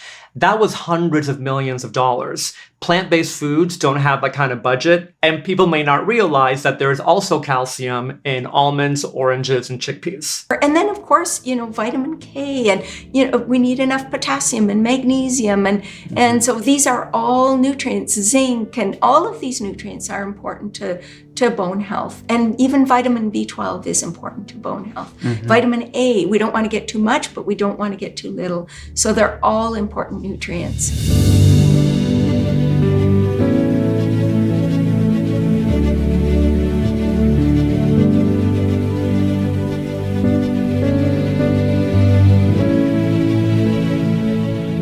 Broken bones are a major health hazard for the elderly, and they're one of the most common reasons that people have to move into assisted care facilities. So let me ask you a kind of unusual question here. If for some reason someone wanted to guarantee that they'd have weak bones in their senior years, how would they do it? Well, if somebody wanted to do that, here's how. Throughout your life, drink a lot of alcohol, don't exercise very much, eat a lot of meat, and drink plenty of sweet carbonated beverages. And if you're vegan, make sure you're eating a junk food vegan diet without much calcium. And definitely do not supplement with any vitamin D3. All that would pretty well guarantee that you'd have weak bones, prone to fracture. But it's really important to understand that even if that's how you have lived, even if that's how you have eaten, no matter how unhealthy your lifestyle has been in the past, your body still has amazing powers to recover and to thrive when you start feeding it the fuel it needs for optimal health. Yes. Okay, now let's look at this a bit more broadly. Are there other vitamins and minerals that even really healthy eaters might want to supplement? So I encourage everybody to take vitamin B12. And that's especially true for people who are taking metformin for diabetes. It's the most commonly used diabetes drug. Or people who are taking acid blockers. For people who are over 50, they very often run low in B12, no matter what they're eating. But for people on a plant-based diet, everybody should be on B12. And then getting enough vitamin D. I live in Canada. We don't make any vitamin D during the winter months. And probably from October to April or May, we're making very little, if any, vitamin D. We need a supplement. And I would suggest 1,000 to 2,000 IUs a day is probably reasonable for most people. The RDA is 600 up to age 70, and over the age of 70, it's 800 IUs. If you are in the sun, the sunlight on your skin creates vitamin D, and vitamin D helps you absorb calcium from the foods you eat. That's its job. And it might also be a cancer fighter too. But if you're indoors all day, if you're working inside, or when you go outside, you use a sunscreen so that the UV light doesn't penetrate, you don't make vitamin D anymore. So that's why a lot of doctors nowadays are saying take a supplement. And what many would say is about a 2,000 international unit supplement every day is a good dose, and I'm inclined to believe that. So vitamins B12 and D3 and K2 and an algae-based DHA and EPA supplement could all be important. What about zinc? So the big three are B12, long-chain omega-3 like DHA and EPA, which are available from vegan sources, and zinc. because zinc also is not as absorbable from plants as it is from animal products, because the phytates bind zinc. And we know there's too much evidence from scientific studies that taking a little extra zinc has beneficial effects on immunosenescence and neurological senescence. What I mean, let me define those words for a minute, because we're saying that it's natural for the immune system to age and be less effective as we approach 100 years old, increasing our risk of developing pneumonia or other infections that can cause death. And it's natural for our muscles to get weaker, our bones to get weaker, our brain to get weaker, our immune system to get weaker. That's part of the process of aging. And the studies show that the idealizing the zinc level, which is a little more than what you get from a vegan diet, is better to to resist immunosenescence, less prostate cancer, less breast cancer, less neurologic deficits, less dementia, when you have more zinc adequacy with aging. Zinc is particularly important in older people because insufficient zinc can cause poor wound healing and dermatitis and reduced immune function and can impair the ability to taste, which can lead to a loss of appetite. When older people who are zinc deficient start eating more zinc-rich foods, they may find their ability to taste returning and their dermatitis healing and many other benefits. So do you suggest that we take zinc supplements? Well, zinc supplements can help in some cases, but they can also interfere with the absorption of other minerals. So zinc-rich foods should always be the first option. Well, red meat is very high in zinc. Yes, it is. But eating meat, and particularly red meat, raises the risk for heart disease and cancer and dementia, so it's probably not the best way to get the zinc you need. A healthier way is to get your zinc from legumes like chickpeas and lentils and split peas and beans. These all contain significant amounts of zinc. And if you soak your legumes before cooking them, this increases the bioavailability of the zinc that's in the beans and the other minerals too. Seeds and nuts are also great sources of zinc, especially hemp seeds, sunflower seeds, pumpkin seeds, sesame seeds, peanuts, which are kind of an honorary nut, I think, and almonds. And of all the nuts, cashews actually are the highest in zinc. And there's other accessory nutrients that are helpful for some people and more so that are not, like iodine, vitamin D, K2, taurine, things that are more, that probably some people get enough sunshine, they don't need vitamin D. Some people are eating seaweed and kelp, they don't need the iodine. Some people, don't produce enough K2 in their gut. But still, we usually supplement appropriately with some of those nutrients that some people benefit from. To summarize, the top nutrients that you may want to consider supplementing, even if you're eating a super healthy, whole foods, plant-based diet, are first and foremost vitamin B12. Some experts suggest taking at least 500 micrograms of vitamin B12 per day. Vitamin D3 is also very important for just about all of us, and also a fresh and unflavored source of algae-derived DHA and EPA, and in many cases it could be smart to take vitamin K2. There are a few other nutrients, notably iodine, zinc, and selenium, that you might want to be sure you're getting enough of, but not too much, and you might want to take supplementary magnesium. Elderly people and athletes may want to consider a creatine supplement as well. And elderly people who are concerned about osteoporosis and don't consume dairy products may want to drink fortified non-dairy milks or take a small amount of supplemental calcium. So those are some of the top things you may want to include in your diet and supplement regimen. And we know that it's good to avoid added sugars, soybean oil and other high omega-6 oils, fried foods, processed foods, and also animal products. But what about the substances that are often referred to as anti-nutrients? So-called anti-nutrients are compounds like oxalates and phytates, as well as lectins and goitrogens, that can interfere with our body's ability to absorb certain nutrients. These substances, in certain concentrations, can bind with vitamins and with minerals, potentially leading to deficiencies. So naturally, there are a lot of questions about these anti-nutrients. We get lots of questions about things like oxalates and phytates. Oxalates are found in some foods, some really good foods like greens, like mustard greens, beet greens, and even spinach. And there is some evidence that if people eat too many oxalates and they have a predisposition to forming stones, they may actually form some kidney stones. Star fruit is very high in oxalates, and there's some studies that show that people eating just a couple of star fruits can form oxalate stones in their body. So it's very real. But if we're eating just average amounts, less than a cup a day of spinach, but lots of other healthier greens than spinach, collards and kale, we're not going to get too much oxalate that's going to cause an issue. My concern is that people hear that one message like plants contain oxalate, anti-nutrient, don't eat greens.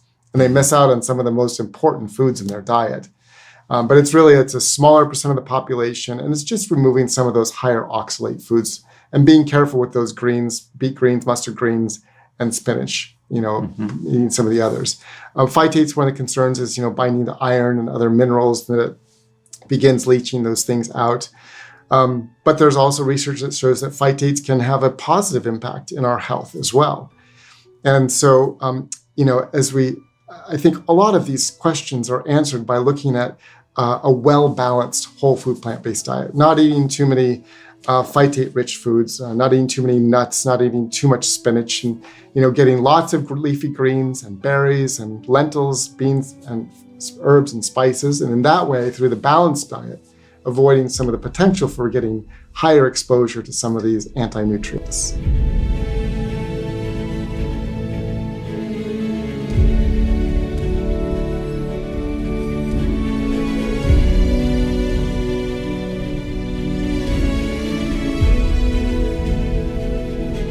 For most people, anti-nutrients are not a concern as long as you're consuming them as part of a balanced diet that contains a variety of unprocessed whole plant foods. Plant-based diets that contain these compounds also contain thousands of other compounds, many of which counteract the potential effects of the so-called anti-nutrients. And in fact, some anti-nutrients may actually provide health benefits and may even be therapeutic agents for a number of conditions. For most people, the substances that have unfortunately been categorized under the foreboding label anti-nutrients appear to be benign, if not beneficial. Now I want to ask you something here. We've received a lot of questions about lectins. Yeah. Some prominent doctors and authors are telling us lectins in certain plant foods are dangerous, are actually killing us. One extremely popular book warns against eating beans, nuts, and many fruits and vegetables. Why? Because they contain lectins. So I want to ask you, what are lectins and are they dangerous?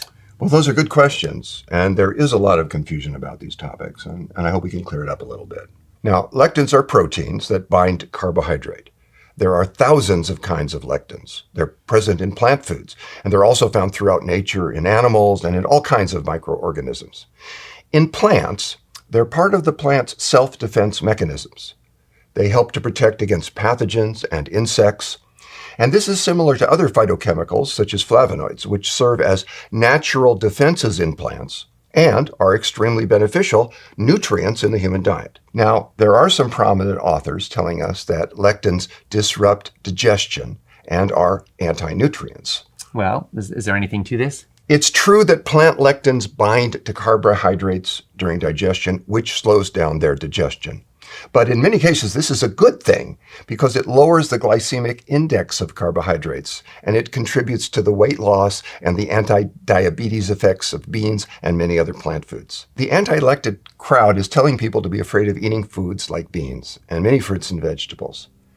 But the plant foods they say to avoid are in fact among the healthiest foods we can eat. Studies tell us that the more of them we eat, the lower our risk for heart disease, for cancer, for diabetes, and for Alzheimer's.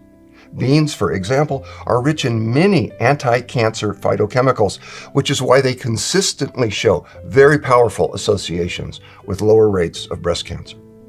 There's a type of lectin found in mushrooms that has been found to inhibit the growth of cancer cells, and this is one of the reasons that mushrooms are another food offering powerful protection against cancer. The type of lectins found in soybeans, bananas, buckwheat, mushrooms, and other plant foods all have such strong anti-cancer effects that some of these lectins are now being investigated as potential cancer therapies.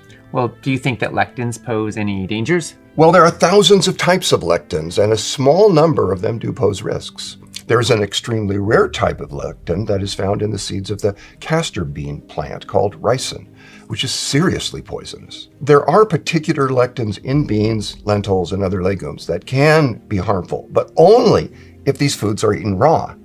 If you cook your beans well, if you make sure they're soft when you eat them, there is literally nothing to worry about. I've seen a lot of nutritional nonsense in my time, but I have to say that telling people to avoid plant foods like beans and berries and tomatoes because they contain lectins strikes me as terrible advice.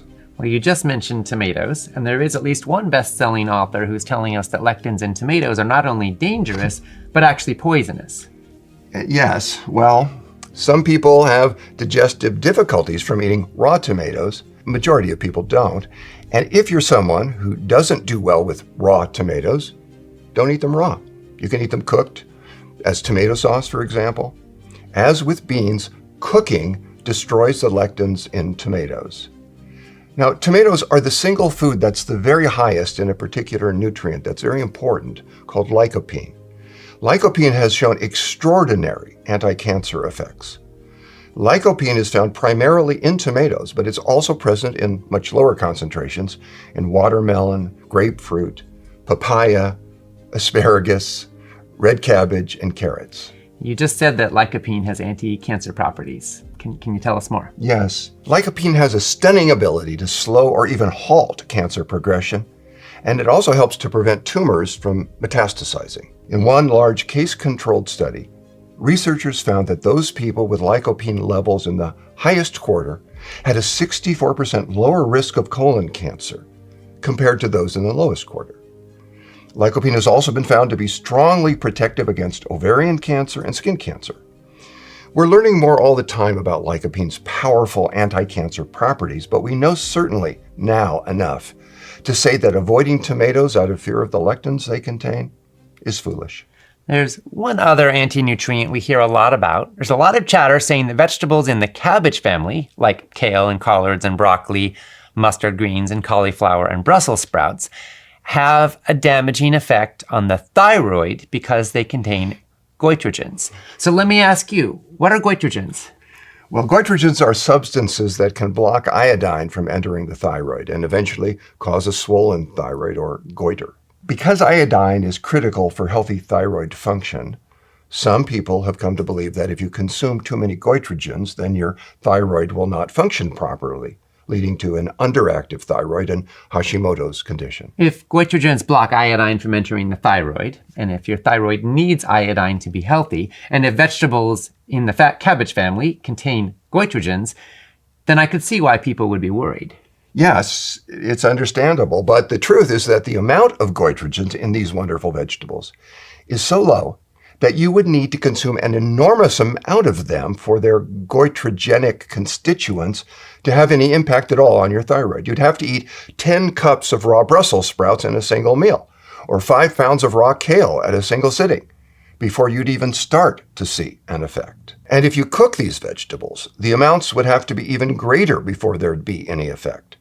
The goitrogenic effect of these vegetables is quite low to begin with, and when you cook them, it becomes much lower still. Thyroid problems are widespread today. A lot of people are dealing with them, and they seem to be increasing. If it isn't goitrogens that are the cause, then what is it? Well, there could be a lot of causes because our world is so polluted today. Environmental toxins like mercury block thyroid hormone from entering cells, and when people are eating a diet that is low in nutrients, this inhibits the conversion of the inactive thyroid hormone, which is T4, into its active form, which is T3. More than 10% of women have some degree of thyroid hormone deficiency, and nearly as many men. If you have a diagnosis of hypothyroidism, I don't think it likely makes sense to cut back on vegetables in the cabbage family. If you're going to single out foods that specifically do impair thyroid function, the foods that are most likely to do so turn out to be sugar, dairy products, and processed soy.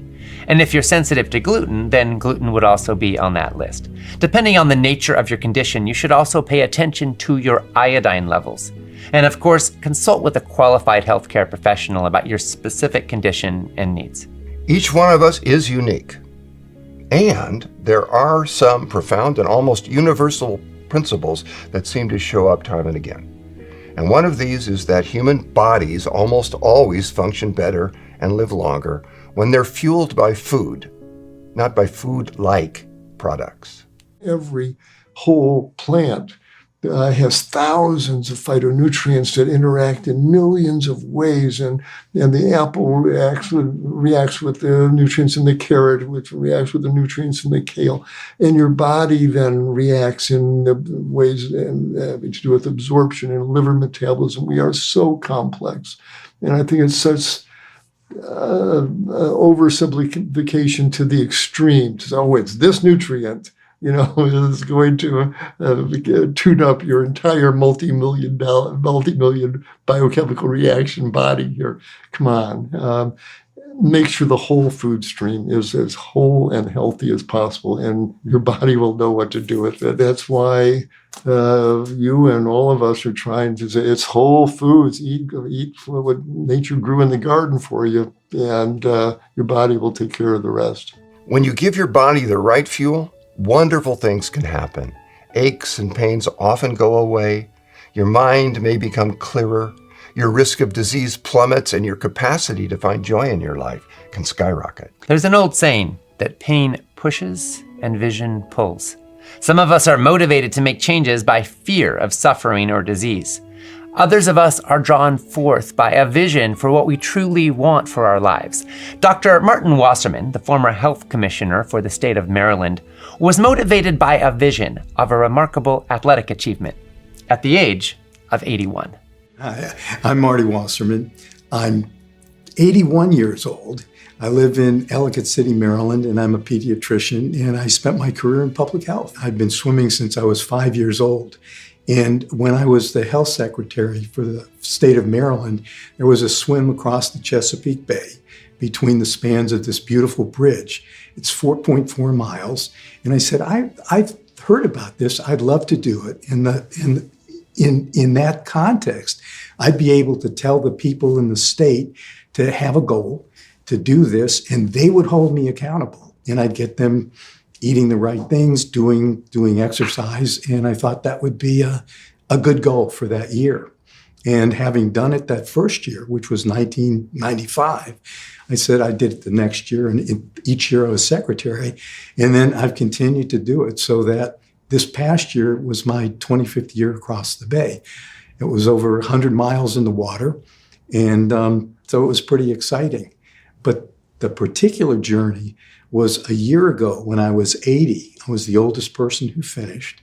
And I looked at myself, and everything was fine except I was about 20 or 30 pounds overweight.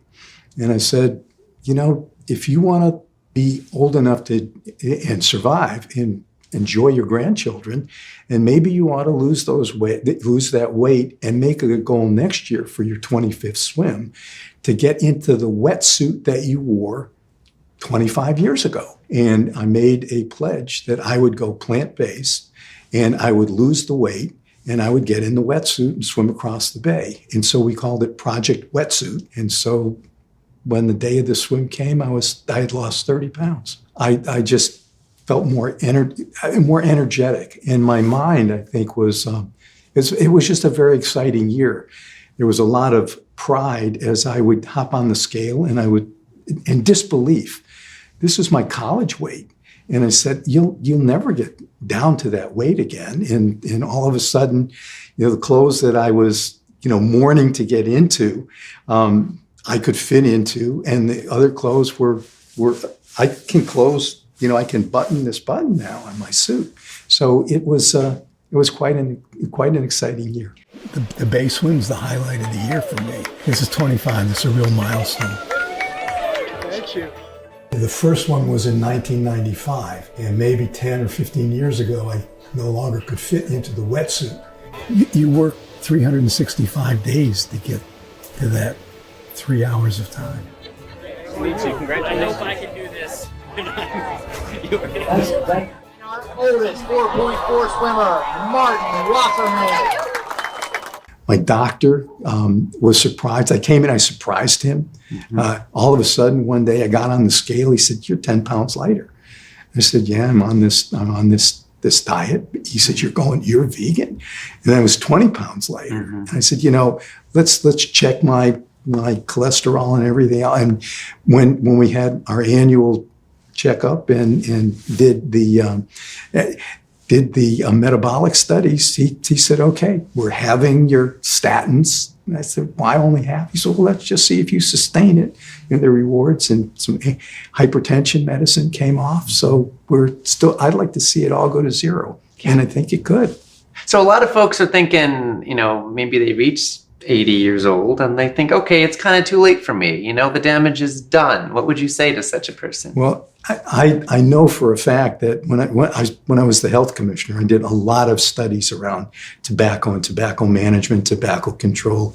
We get pretty much put in a lot of laws in the state of Maryland.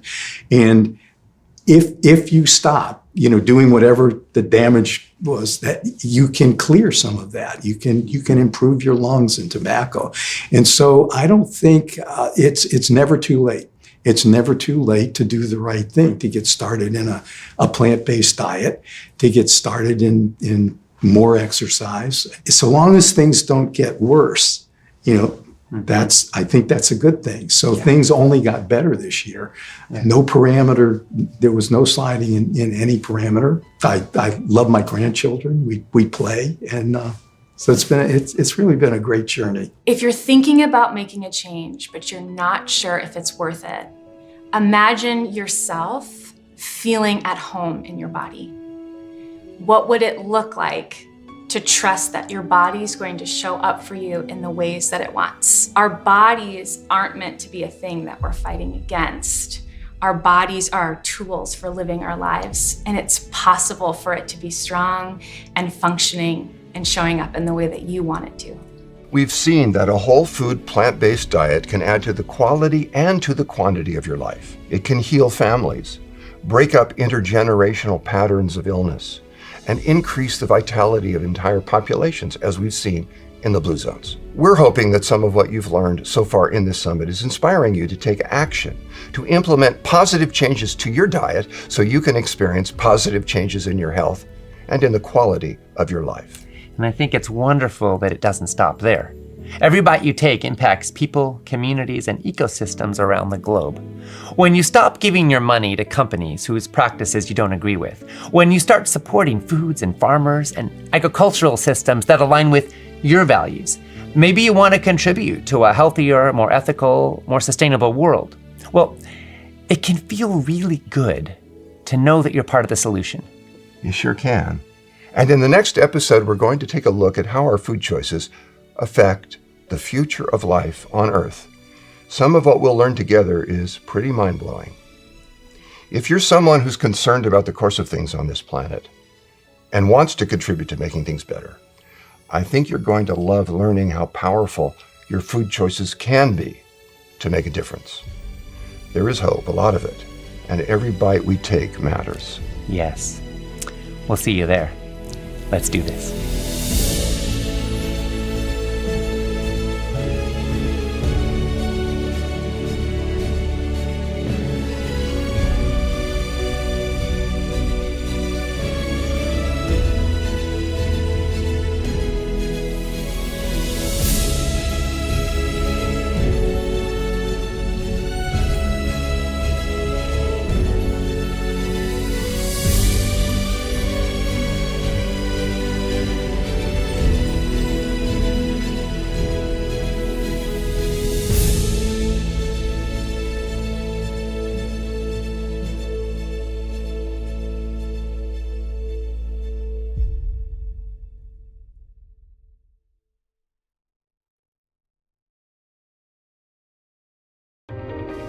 No matter where you come from or what you've been through, the simple truth is you are meant to thrive.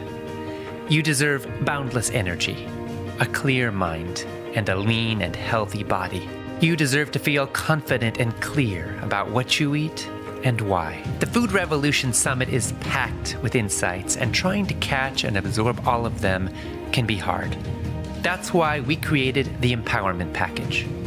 With your Empowerment Package, you can own the entire summit, plus all the transcripts and loads of bonus materials for life. Absorb this life-changing material at a pace that's comfortable and easy for you. Join in this movement. Support this mission. Buy your Empowerment Package today.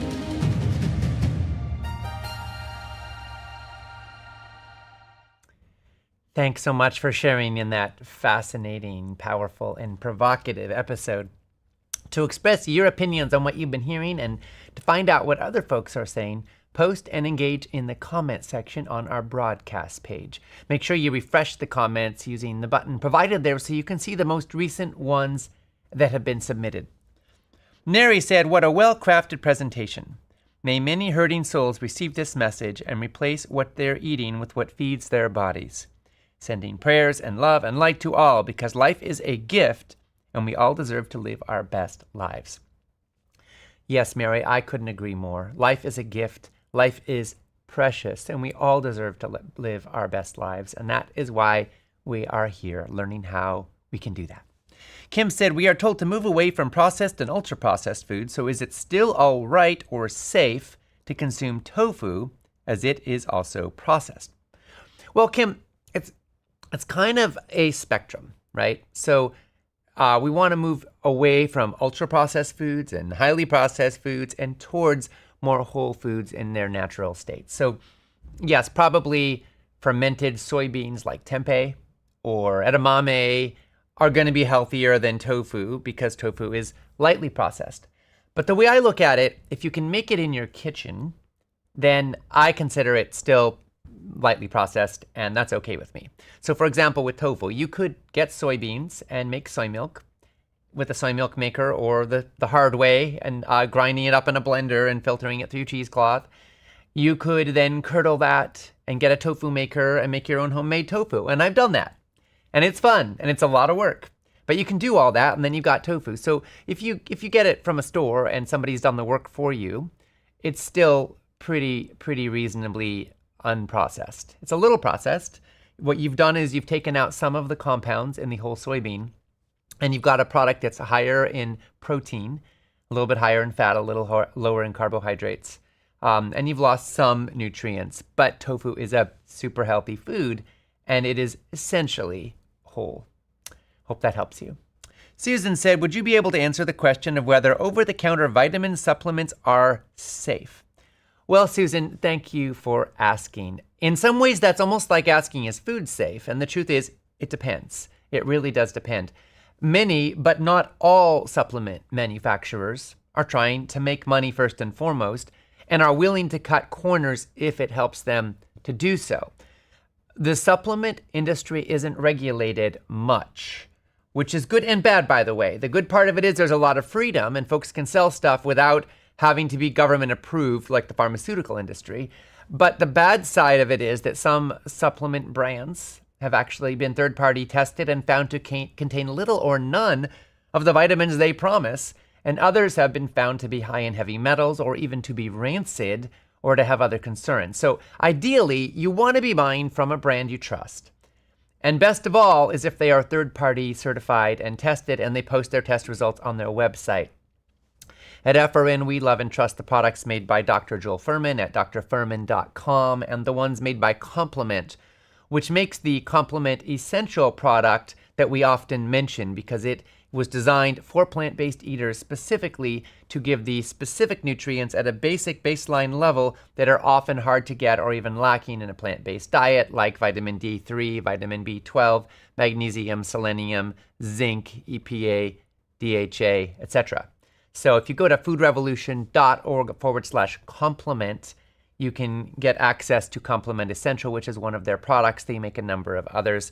There's other good brands out there. I'm just naming a couple. But you do want to look for, a brand that you can trust and that look at the marketing, but also as best you can, look at the reviews, and if possible, look for third-party test results. Josephine said, "Can you recommend plant-based sources of creatine? Thank you and loving this summit." Josephine, thanks for asking. We've been hearing a lot about creatine monohydrate. Couple thoughts here. Best, if you're going to get it, to go with an unflavored version that should only have one ingredient, which is creatine monohydrate. Complement, the company I just mentioned, has actually just come out with one in the last few days. We'll be sharing that with our members for a sale price in the coming week. So stay on our email list for more on that. But there are other options available online. Patricia said, For John, how much creatine do you dose for to build muscle? I'm back in the gym, lifting again. I was a power lifter at Women's Nationals. Wow, good for you, Patricia. She said, now at 68, I'm getting ready for next year's Big Sur Marathon. Information on dosing of creatine. Well, thanks for asking, Patricia. So creatine has not been super well researched to the point that we have clear guidance on dosage. I will say that for athletic performance, many people start with 10 grams or even up to 20 grams a day for a few weeks in what's called a loading phase, and then they come down to a maintenance phase of 2 to 5 grams per day. Most manufacturers just straight up recommend 5 grams a day, and I believe that's what my dad is taking. And he never did the sort of loading phase. So, we're still learning more, and I'm sure we will learn more. But so far, the research is impressive on creatine in general for building muscle and other health benefits as well. Clinton said, hi, Ocean, what do you think about protein powders and what would be the best kind? Love your summit and wish I could watch over and over again. Thanks for this. Well, Clinton, thanks for asking. We wrote an article about plant-based protein that goes into this in some depth. If you go to foodrevolution.org/protein, you'll find it. And there's a link from there to a discount price for a protein powder that's made by Complement, the company I was mentioning earlier, which is very clean and third-party tested and also very low in heavy metals, which is important with protein powders. So again, foodrevolution.org/protein is the article with more info on that topic. Linda said, I'm a little confused in regards to algae supplements. If fish are full of pollutants, wouldn't the algae they eat also be full of these? I would love to stop taking fish oil supplements. Thank you for answering or directing me to more information. The docuseries is amazing. Linda, thank you for asking. And of course, we talked a fair bit about this topic in today's episode. So the thing is that there's something called a food chain. So algae are at the bottom of the oceanic food chain. And then little tiny fish eat the algae, and they get some pollutants in them from the algae they consume and the water that is going through their gills all the time, and it bioaccumulates in their bodies, but not a whole lot. So we're talking about like anchovies or sardines, for example, are tiny fish relatively at the bottom of the marine food chain. They're some of them are actually vegetarian or almost vegetarian, but they're eating little things, right? But then as the fish get bigger, they're eating smaller fish. And then the bigger fish eat the smaller fish. And so it goes. So by the time you get to like sharks, you get very, very high on the food chain and you get a lot of bioaccumulation of toxins. So algae being kind of at the bottom are not going to have nearly the levels of contamination that you will see when you move up the food chain. So that's the short of it. And this is why it's generally recommended by a lot of folks to go with algae-based EPA and DHA supplements if you can, over fish-based ones. There's also the rancidity issue that we mentioned today, so it bears repeating. If you're going to consume a algae-based or fish-based EPA or DHA supplement, it is recommended to go with an unflavored variety and to make sure it is fresh. So you can get it on auto ship from the manufacturer, so you have a fresh supply coming in regularly. Or if you get it from a store, make sure they are keeping it in the refrigerator and make sure it is dated nice and far away. These are just some tips to help reduce the likelihood of your being exposed to rancidity, because about a third or so of the fish and algae-based supplements on the market for the EPA and DHA were found to be rancid in a recent major batch of testing. Jennifer said, hello, John and Ocean. Can you tell me the difference between vitamin D2 and D3? My provider has me taking D2 currently. Well, Jennifer, thanks for asking. Most of the research published to date has suggested that the main difference between vitamins D2 and D3 supplementation is the effect that it has on circulating D levels in the bloodstream. Studies have consistently shown us that D3 is superior at raising levels of vitamin D in the human body. It used to be that there were no vegan sources of D3, and some people chose D2 for that reason, but that's no longer the case. D3 is often made from lichen and other sources. So I really don't know why your provider is suggesting you take D2, but if you're aiming to increase blood levels of D, then D3 will probably be more effective, unless there's some very specific reason. Of course, you could ask them. Maybe there's some reason they're thinking about for your body, but for most of us, D3 seems to be better. Phyllis wrote, Please tell John and Ocean how wonderful they are for putting all this together for us. In the past, I felt very alone in this journey, but Ocean's message to someone named Gail about how there are over 300,000 people from all over the world watching and cheering each other on really got to me. I now realize I'm not alone, and this is going to make all the difference. Even though Ocean was speaking to Gail, I felt he was seeing me and speaking to me too. Thank you so much for all you do. Thank you, Phyllis. It's true. I was speaking to you. And to everybody who has ever felt alone or lonely or lost or isolated, whoever has tried to do something different than the norm, step outside the status quo, eat differently than most people do around us, and felt the isolation, the loneliness, or the challenges that go with that. If you've ever been in that position, you are not alone. In fact, it takes courage. It takes determination to step outside the norms of our society. But we have a society in which the norm is eating a diet that is like a one-way path to chronic disease, and also a one-way road to, as we will learn tomorrow, systemic environmental collapse. So by choosing to do differently and eat differently, we can take a stand for our health and our lives. And the key thing is we can support each other in that. And we're doing that right here and right now in this summit. So again, thank you everybody for all the posts and the engagement on the broadcast page and the comment section. I love reading it. Our team loves reading it. Hopefully a lot of you are getting to read it as well and see the groundswell of enthusiasm and engagement from people all over the world stepping up and putting this into action and supporting each other in the process. Mary said, I spent the past 10 years mostly in bed alone with chronic fatigue syndrome. I've been trying to eat healthy, but the effort to make healthy food is challenging. With diet and supplements, I eliminated hypertension medications. Unfortunately, the fatigue is still there. I try to eat salads, but the dressing takes effort. I'm hoping to try some of your posted recipes. Do you have suggestions for meals that take little to no effort?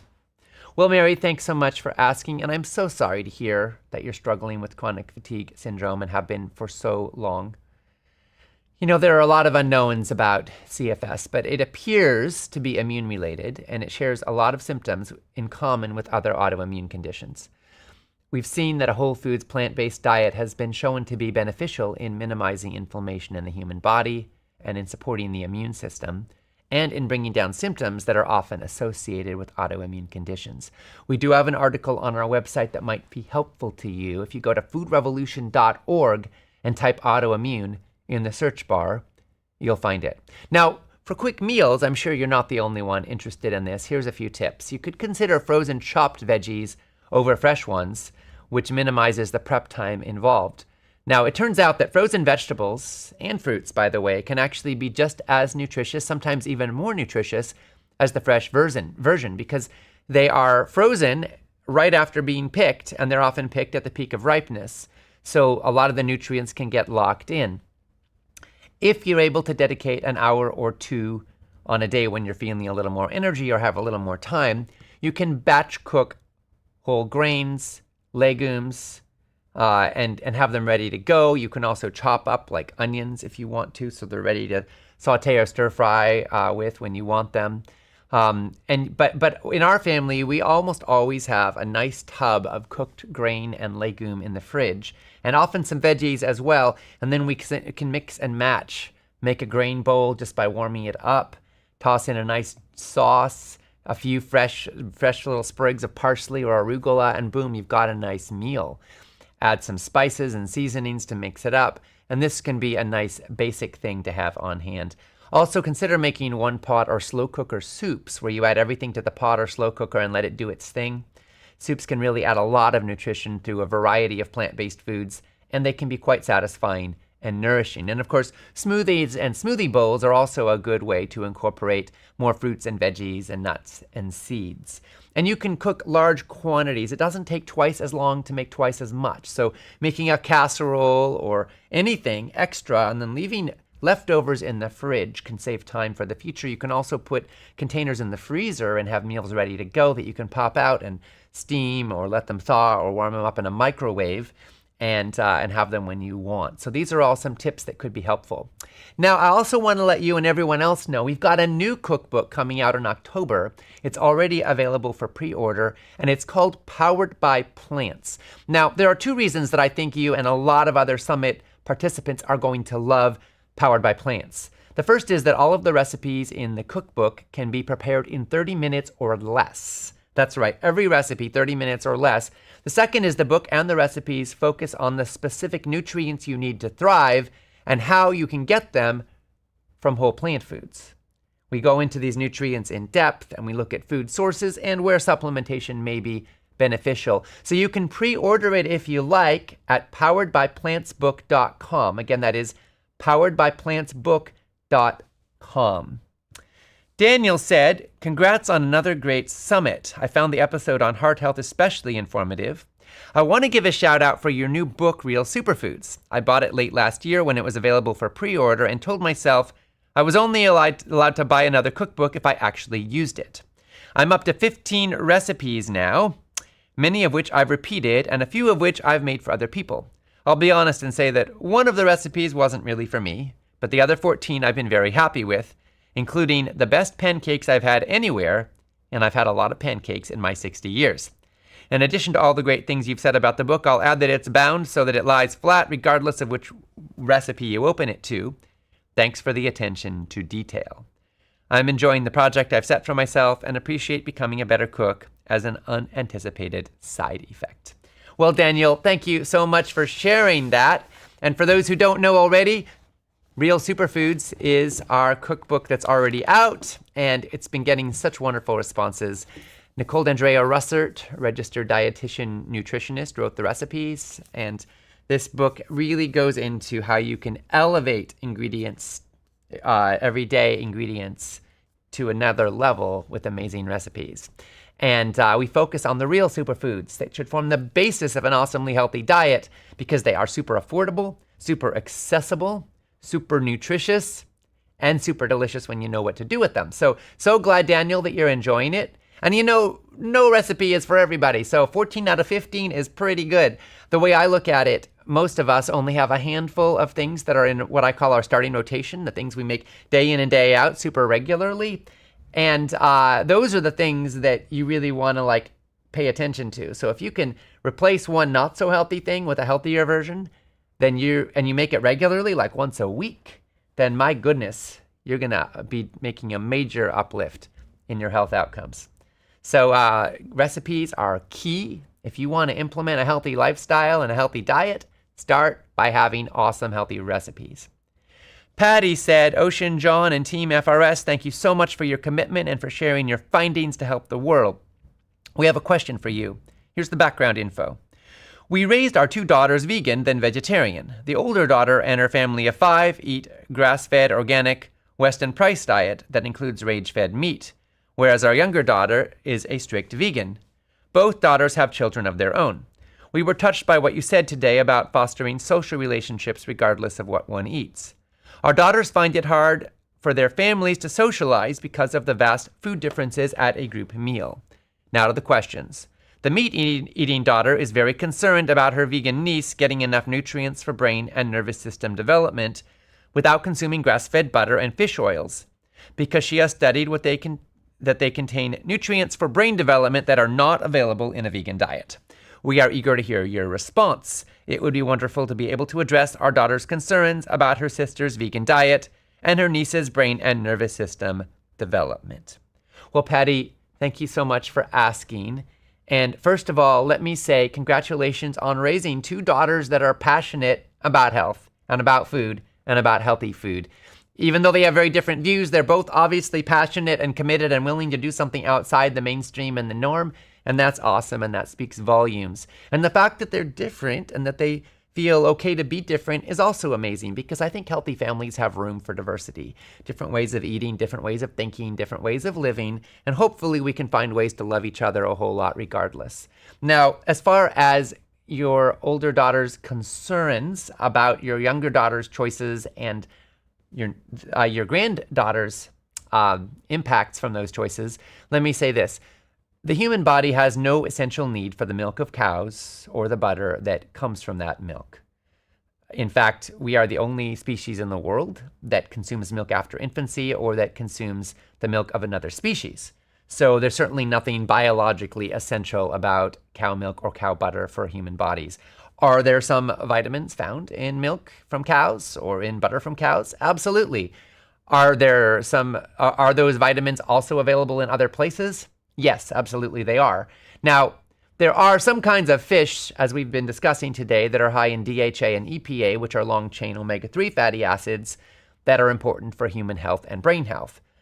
And as we'll be hearing tomorrow, fish are sadly alarmingly unsustainable and often contaminated with heavy metals and microplastics. We can get ALA, which is a more short-chain omega-3 fatty acid from chia and flax seeds, as well as walnuts and hemp seeds. But as we've been discussing, not everyone converts them efficiently. Studies have found that many vegans have a lot of ALA in their blood, but not as much EPA and DHA as would be optimal. So as we discussed in today's episode, it makes sense if you aren't going to be eating fish to get your blood levels checked for DHA and EPA, and quite likely to take an algae-sourced supplement, and that would probably be true for children as well. Of course, it's good to be in touch with a pediatrician or a qualified healthcare professional about specific needs and situations, especially for kids. I do want to say that it is possible to thrive on a plant-based diet as a child, and it's been done by many people, myself included. And if you want more details on vegan nutrition, including for children, I recommend the book Becoming Vegan, which was written by dietitians Brenda Davis and Vasanto Molina. Becoming Vegan has an excellent chapter on raising vegan children that could help to put your whole family a bit more at ease. Jenny said, can someone shed some light on olive oil? I use extra virgin olive oil, and I saw earlier in this series that cooking with olive oil can make it toxic, if I remember that correctly. I generally use it to dress salads with instead of cooking, though I have and still do feel like butter may be worse to cook with given its saturated fat content. I was raised on olive oil, and it's been in nearly every dish that my mother has cooked for my family. Is it the case that cooking with olive oil can turn it toxic? And if so, what would be the best oil to cook with? Well, Jenny, thank you for asking.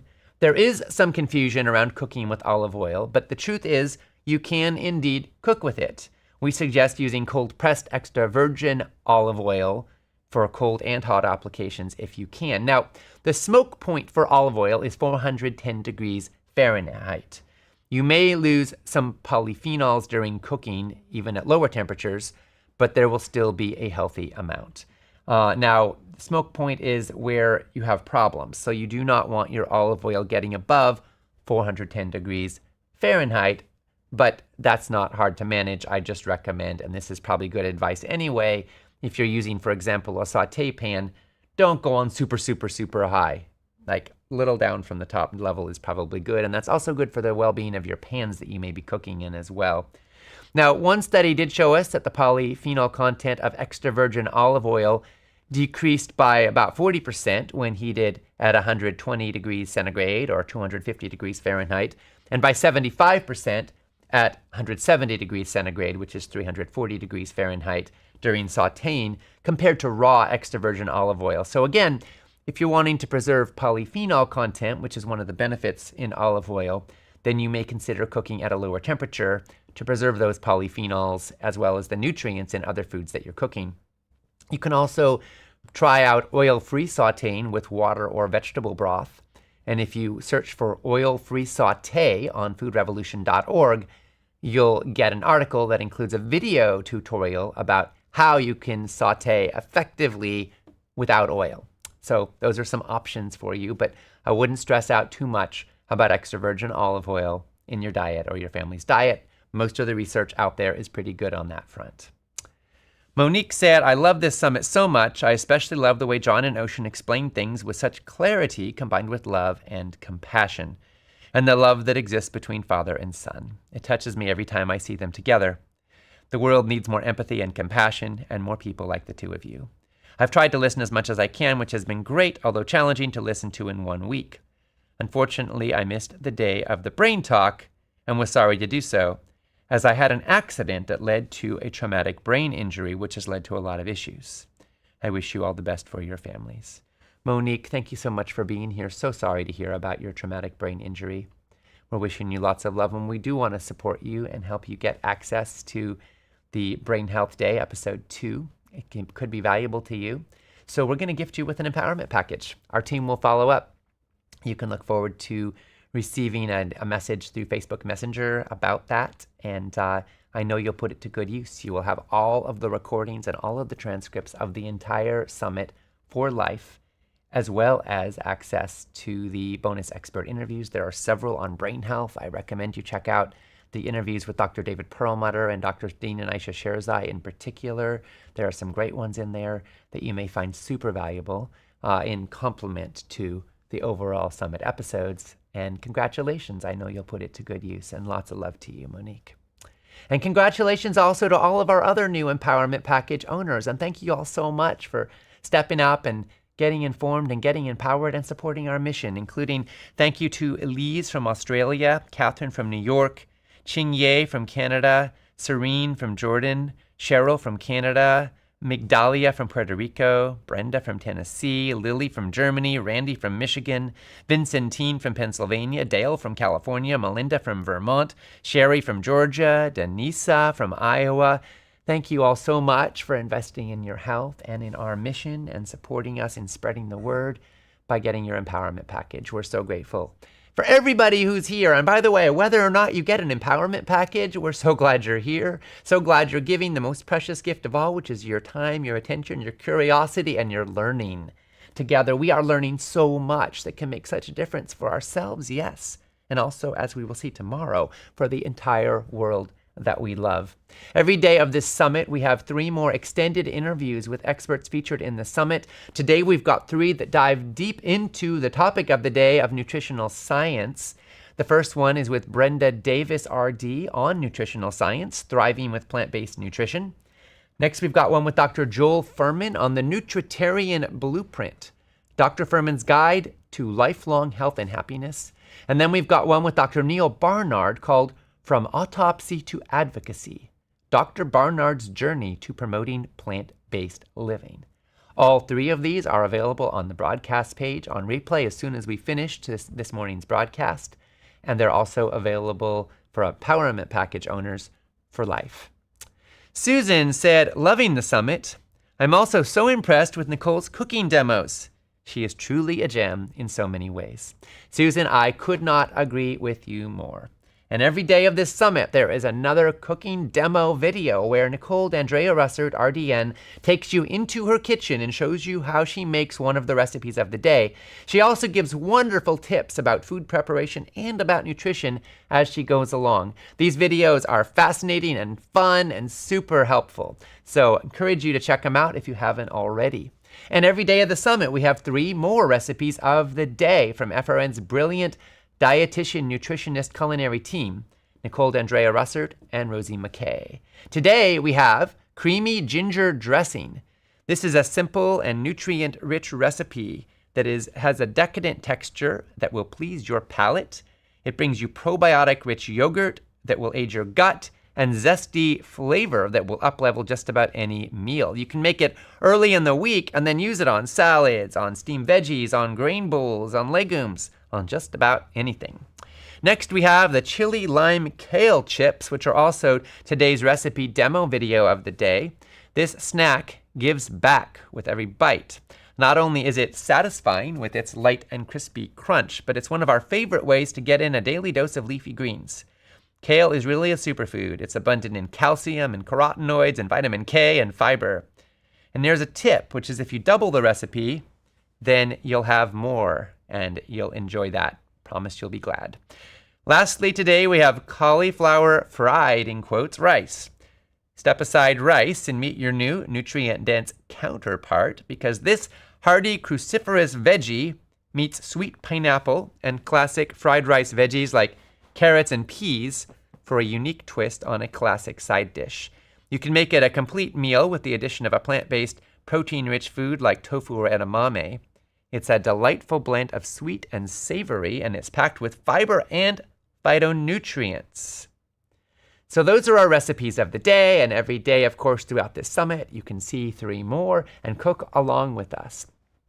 Now, Doris said, if I bake my own seed crackers, does that mean I'm eating processed food?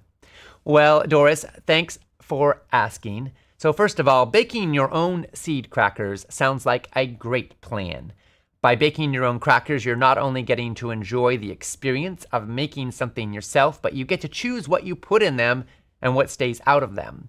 Processed food doesn't necessarily mean unhealthy food. To clarify a little bit further, anytime a whole food is altered in any way, even soaking it or cooking it, it's processed.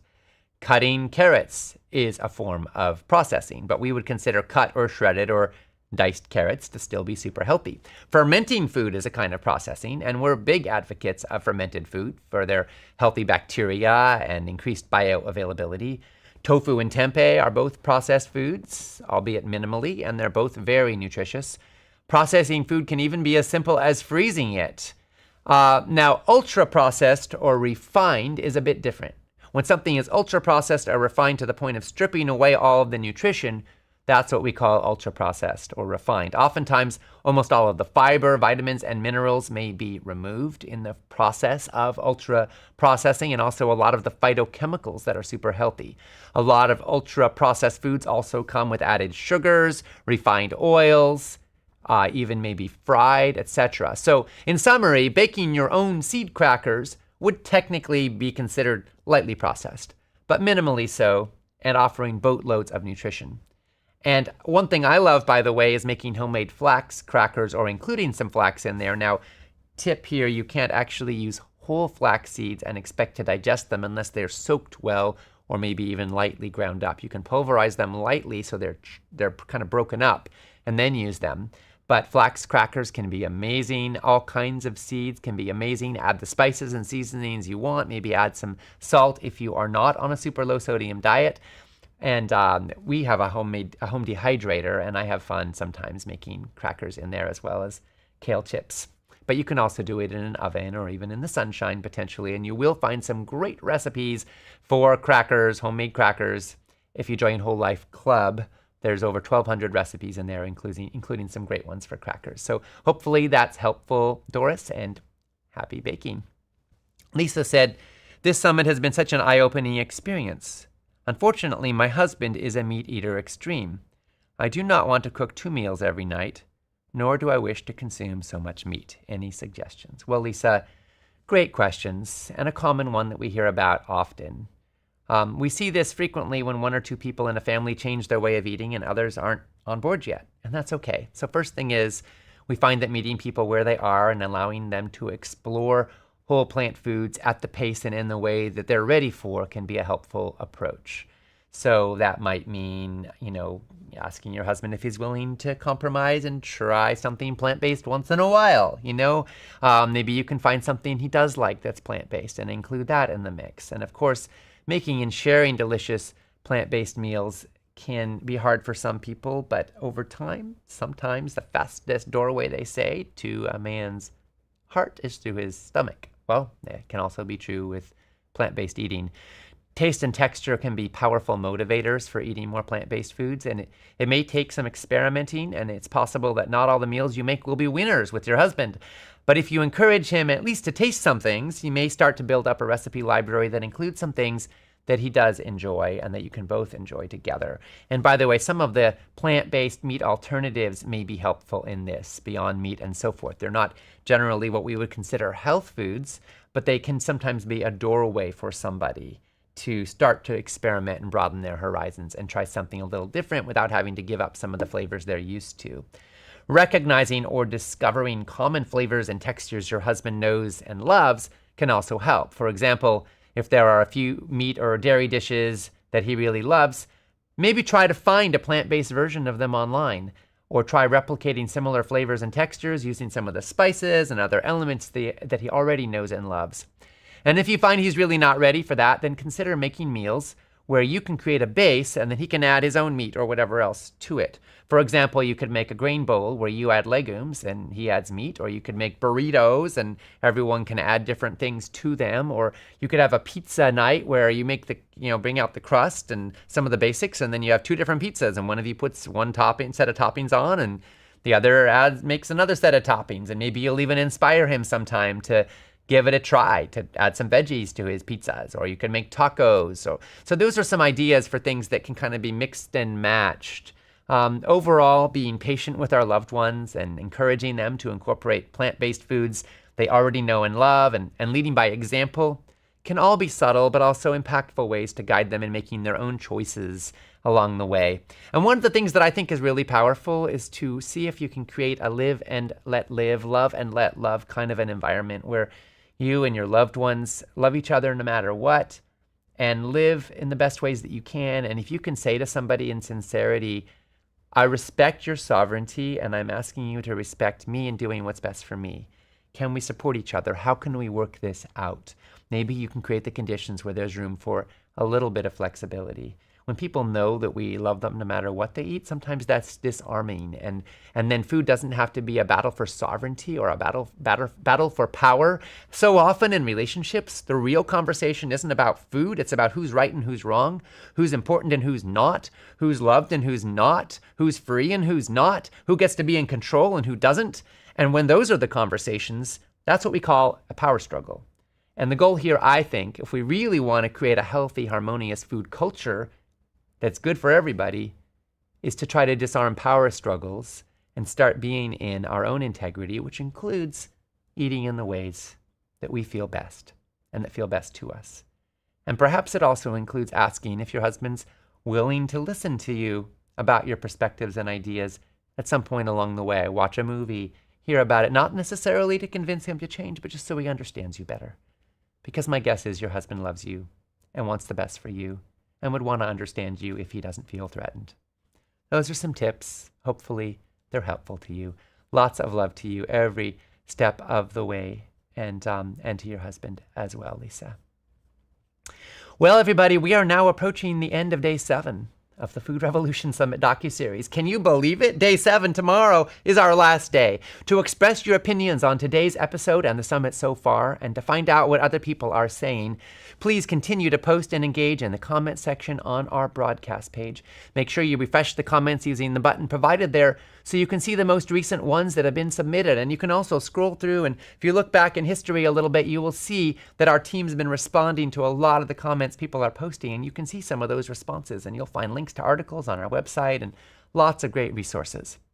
Come on back and join us tomorrow for our last day when we go live at 7:45 a.m. Pacific Time, 10:45 Eastern, 2:45 GMT, or at 11 Eastern when we start rolling episode 8, The Future of Life on Earth, How to Be Part of the Solution with the Food on Your Plate. You know, our food choices have a huge impact on our world. In fact, we can reduce deforestation and pollution. We can say no to animal cruelty. We can take a serious bite out of world hunger. We can improve public health by changing what we eat. So tomorrow we're going to explore the profound connection between the food on our plates and the fate of our planet. And we're going to see how powerful each of us are to be a part of the solution. If ever you have worried about the course of things in this world, if ever you've wondered what kind of future there is for humanity, for our kids and grandkids to inherit, tomorrow is going to rock your world. For many of us, it could be the most profound episode in this entire series. So please come on back and join us then. And one other thing I want to say here is that I love how food can be social. And I love how social the Food Revolution Summit has been. As you've probably noticed, we've got a comment section on the broadcast page, and you can share your reflections there. And if you've made any of the recipes of the day, I'd love to hear what you're thinking of them. Let other folks know what you've tried and how it's been. And if you want to take the next step with us, if you want to take it all home for life, then you may really want to take advantage of the Summit sale price for the Empowerment Package. It comes with a 60-day total money-back guarantee, and it's on half price through the end of the summit. It is such an honor and a joy to share this journey with all of you, and I cannot wait for our grand finale tomorrow. It's going to be awesome. In the meanwhile, I invite you to enjoy some delicious healthy food, including today's recipes of the day, to watch Nicole's recipe demo video, to watch our extended interviews with featured experts, and to enjoy some delicious healthy food. We're wishing you a thriving day. This is Ocean Robbins, signing off from day 7 in the Food Revolution Summit. And here's a peek at what's coming up tomorrow. Humanity seems to be on something of a collision course toward systemic environmental collapse. Each day brings us diminishing water and land for food production, a growing population to sustain, and escalating pollution in our environment and in our bodies. The way we humans live on Earth is sending it into a decline. Human beings have overrun the world. We're replacing the wild with the tame. Our planet is headed for disaster. All these Earth systems, the atmosphere, the oceans, the cryosphere, the Earth's ice and snow, the soils, the forests, the freshwater cycle, all of these crucial complex systems, we're pushing them towards their tipping points. And all complex systems have tipping points. Work together to move this issue onto the global center stage. There was a lot of discussion about the contribution from buildings and from industrial factories, but I became aware during that same period of time that there was another factor that was going undiscussed, and that is the role of animal agriculture, which I could see was playing some significant role around the planet, but this was the elephant in the room no one wanted to talk about. I think one of the deep, dark secrets of the American agricultural system is that it is responsible for an astonishing level of greenhouse gas emissions. And this is something that, I think people just have no idea about. I believe that the Earth is much like a human body, that if we give it the opportunity to heal and the resources it needs, it will rebound maybe even faster than we imagine. And I believe that if we can, through our dollars, begin voting with the food that we're purchasing to fill our plate with regenerative food that regenerates every element of that ecosystem, we will see that we're giving the Earth the opportunity that will rebound, maybe even faster than we can imagine. Learn how to eat for the planet. It is time for a food revolution. In this episode, you'll find out how your food choices can shape the future of life on Earth. And you'll discover tangible ways to be part of the solution. This is significant. It's practical. It's profoundly important. It matters more than most of us could probably ever imagine. Let's do this.